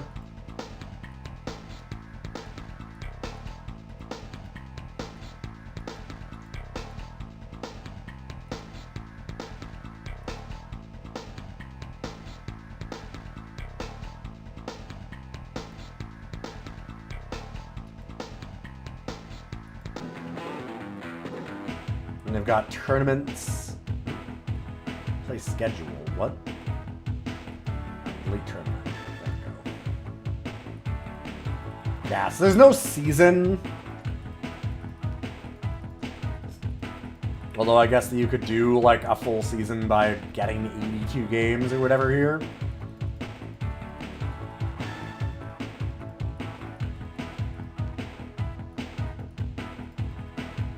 How far up can you go? Full 100, sure. Number of teams. Ah, okay, I'm like, can you just... Tampa Bay Torpedoes, Philadelphia Furies, Vancouver Wave.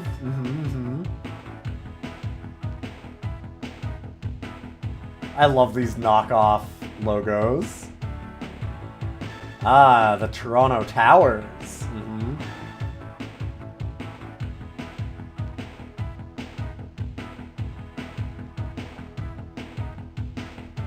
Los Angeles Tremors. Ooh. Wow.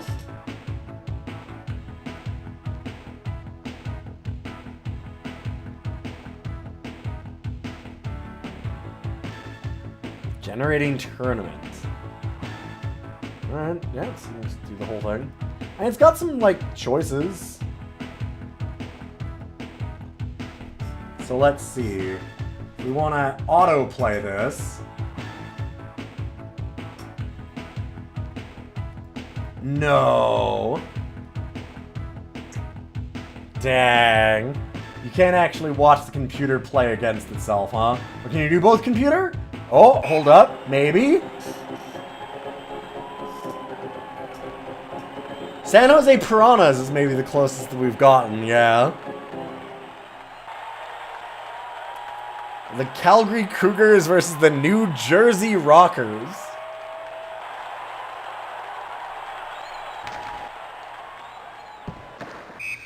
Oh, hell yeah. Okay. It does have AI versus AI mode.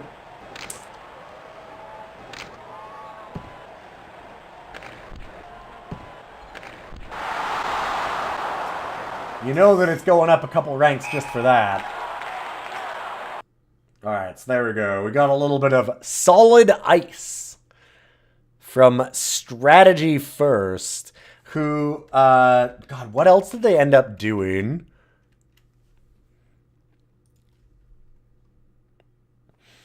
Oh, right. Yeah. They did the Jagged Alliance stuff eventually. I believe that was publishing, though. Yeah, because Surtech made them. But Strategy First published some of the Jagged Alliance stuff.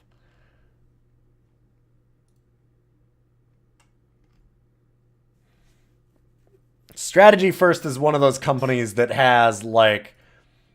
Here, let me show you. They have, like, a long list of games you go, huh. About...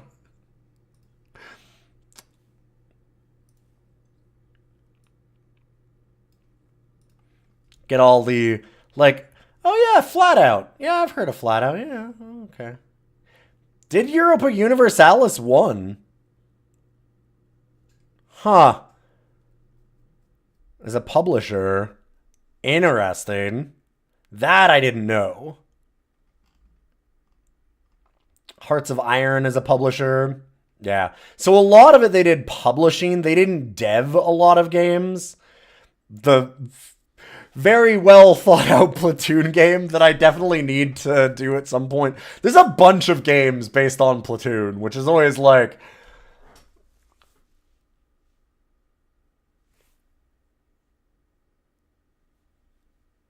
What? Why? Why was that a thing? I don't know why Platoon became such a popular, like, licensed property for video games. Because there's, like, the NES one, there's one for Windows in 2002. There's been, like, 4 or 5 of them, if I remember correctly, that are all just different. Like, they're not even ports. They're just different versions of Platoon, which... kind of mind-blowing to me. But anyway, we'll go back to Solid Ice here. Every time that I see that Platoon comes up, it makes me question life just a little bit. We did do 2 sports games right at the end, so I guess the question is, do I like this more than Rackham? And yeah, I think this is better than Rackham. You actually have sound, for example. I do think the controls and the camera angle are not what I want out of a hockey game, though. This feels very serviceable, but not good. Things like Deluxe 3-Point Basketball and like 10th Frame Pro Bowling, though, are barely sports games. Like, Deluxe 3-point basketball is just you doing threes. It's like, there's not a game of basketball being played there. This is at least trying to emulate the full sport. You gotta give it something for that. Kind of in line with like an actual soccer. It's like, wow, it's kind of impressive that it's like fully polygonal and doing all that stuff. Like, oh, it's, you know, yeah, that's kind of neat. Got some players. Yeah, they actually spent some money like getting players, if not the teams. No Zamboni, no teams. Controls pretty, yeah.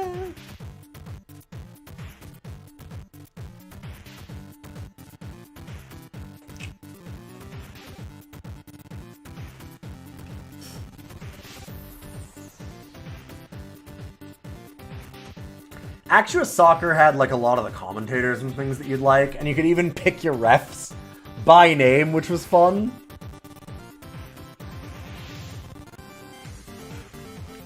Very similar.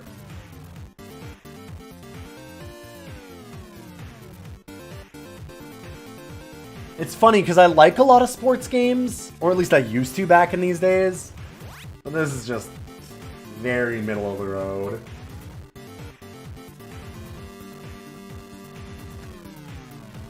I'd say that Dynablaster's better than this. I think Dark Legions, well, oh boy, that's actually a tough one. I liked a lot of the concepts of Dark Legions, but again, all those concepts are done so much better in Capture the Flag. Oh my god. It's definitely better than the game's Winter Challenge.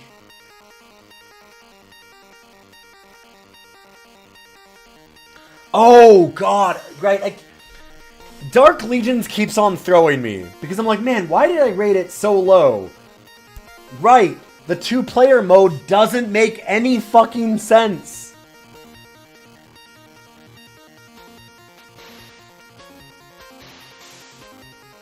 Like, you cannot play that game with 2-player mode because you have to be there at the computer ready to do the real-time combat at any moment and jump on the keyboard because it instantly jumps in.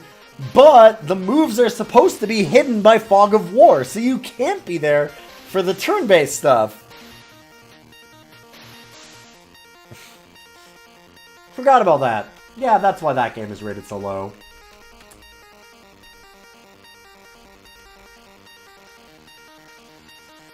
In that way, I would say it's better than Dark Legions, then.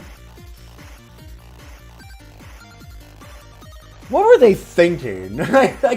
It's such an ill-thought-out thing that even though we just played it today, that I still can't imagine it. You could do it over modem. In 1994? Or was it 5? You're not going to be doing a lot of modem play over it. And if you did, I can tell you that real-time is going to have some real bad delay on it. 94. Yes, do not ask how the real-time aspect would work over modem. Yeah.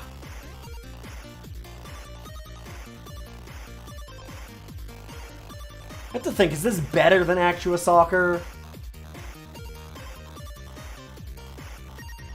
You could edit some of the players a little more, which is nice. But again, there's no commentary. Some of the sounds aren't as good.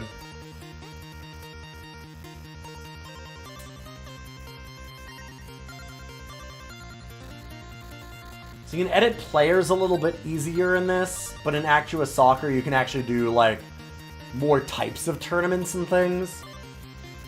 More leagues. Yeah, I think Actua Soccer is a little bit more of what you would want.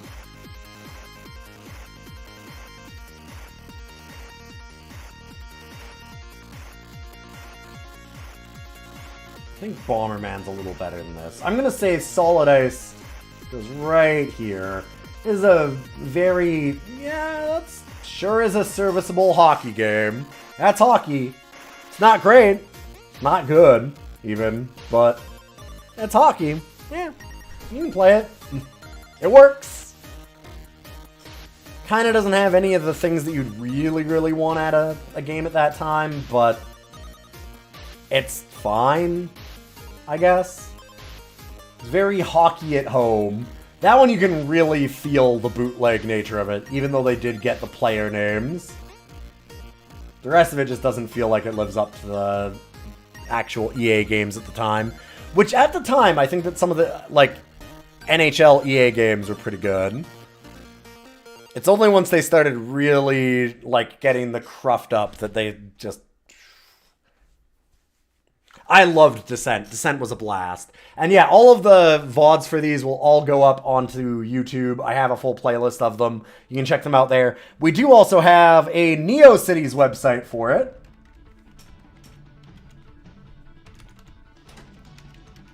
So now you can actually see, after we finish these episodes, I update the list, and you can see the list at any time.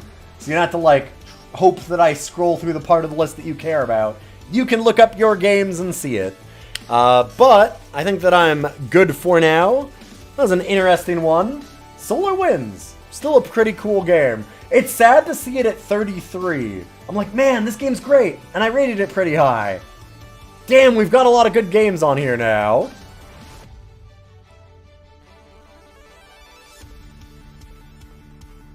We're getting somewhere.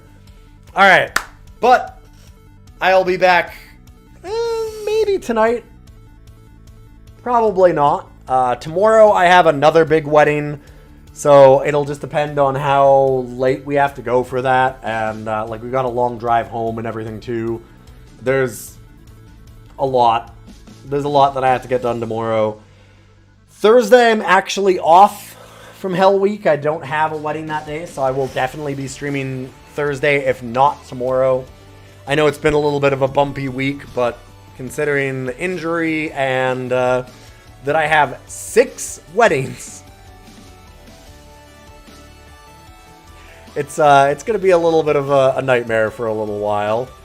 I'll be gone all this weekend, so I have a wedding on Friday, and I might be able to do something on Friday. But then Saturday, Sunday, and Monday, we are driving way out of town, like 6 hours or something, and then doing a wedding on Sunday, and then driving back on Monday. So we're just gone for all of that. I'll be just out of town.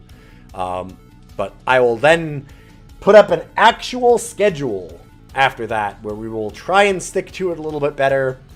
Hopefully I don't have any more debilitating injuries that stop me from having to play games, because I can't use the buttons properly like Wazda. Wazda's a little tough for me right now. But thank you all for being here. You can always check out all those episodes. If you like the stream, those follows do mean a lot. And hey, if you're a sub or a patron, remember that you can stop into the Discord, and there is a sub club just for you. It's free for everybody, but the actual sub club voting for, like, requests for this, or voting for roguelikes that we add to the stream, stuff like that, that'll be a sub and patron only thing. I'm going to host you over to somebody else, so don't go away. And other than that,